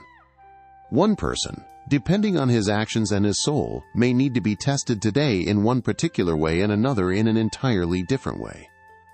The common denominator is, however, that everyone is full of worries, sorrow, and pain beyond measure, and that no one has any means of encouraging or consoling himself other than by grabbing some act of holiness every day, Torah, prayer, charity, deeds of kindness, and so on, by which he will profit eternally. All else is utterly meaningless and would remain so, even if a person had all the wealth on earth and all the worldly acquisitions and attainments of everyone in the world. How much more is this true given the fact that no one can have this world anyway, as we already know? Thus far, God's mercy has helped me, that I was able to write these words, few in number but containing much. I had not imagined that I would write all this. It is all an incredible wonder from God. The acts of kindness and salvation that God constantly performs for us every day are nothing short of miraculous. We trust that, at least in the final analysis, our end will be good indeed with God's help. He will neither abandon us nor forsake us in His great and eternal loving kindness. The words of your Father, writing from the point in his heart, in waiting for salvation. With thanks to God, Wednesday, Ekev, 5593. My dear, beloved son, may he live. I received your letter, and I was very pleased to hear that you have had a slight sprouting of salvation. Thus may God continue to bestow His kindness and grant you complete salvation, that you may soon reach the true and eternal goal and spend your days in the true good of Torah, prayer, and good deeds for many long, good years to come. I do not have time to go on. This will have to suffice for now. The words of your Father sending loving greetings and praying for you. With thanks to God, Sunday Re, 5593. My dear, beloved son, may he live. The carrier of this letter is in a great rush, and I too am quite busy now with a number of matters. I have nothing to write you except that I am extremely pained by your letter's tormented cry. My consolation is, however, that, thank God, the Rebbe's holy words which you have heard from me are making such an impression that even the melody is stuck in your heart. This is the way it should be, for it is indeed no trivial matter when you spur yourself on in any way at all. This is the most important thing of all, and all of Judaism depends on it. A great many souls have sunk, God forbid, as a result of their despair, wherein each one thinks that his own fall is worse than that of anyone else in the world, and other such thoughts. Even though they had some degree of wisdom, it did not help them in the least. To the contrary, their wisdom damaged them even more, God forbid. But since, thank God, through His great loving kindness, the Rebbe's words are bearing fruit in your heart, strengthen yourself, my son, more and more. Believe that this is the truth in its pure form, as you wrote, that the Rebbe meant these words for you and even for those much worse, God forbid. For God's sake, fulfill at all times. From the belly of hell I cried out. I myself heard it from His holy mouth that this is the main thing. Fortify yourself mightily with everything you have, and with all kinds of strategies to bring yourself to joy any way you can, especially with silliness. Rely on the power of the Holy Elder that everything will turn into good and sins will turn into merits. God is so very great that it is impossible even to speak about it. Beyond this I will not continue. This will suffice for now. The words of your Father constantly waiting for salvation. With thanks to God, Sunday Shoftim 5593. My dear beloved son, may his light shine. I received your letter today. I am ready to travel now, and I do not have time to answer you. How good it is to thank God that you desire and take solace in the light of truth which illumines everything. For it provides solace for everything, as is written, "This will give us solace from our labor and the toil of our hands." Salvation will come from God. May He have mercy on you, help you, save you, and protect you, that you may arrive at the ultimate good. Fortify yourself determinedly, my son. Begin right now with everything you can muster. Rejoice like a warrior who completes his course. For free will always exists, and one who comes to purify oneself is helped. May you be knowledgeable in walking, which, as you know, is the mystical intentions of the month of Elul. Happy are we that we can know secrets like these, amazing paths in devotion for every individual. May I am to my friend, and my friend is to me, allow us to truly walk in these paths. This verse itself precisely expresses the mystical meaning of Elul, that I need to awaken myself to desire and to strive to come close to my friend. May he be blessed, and I must know how to do this. And my friend is to me is that he should make us worthy and help us, and bring us near to him in his compassion. I really cannot go on right now. I will not, I imagine, forget you there either, at the holy gravesite of the Rebbe. May the Master of Compassion prepare our hearts and hear our plea.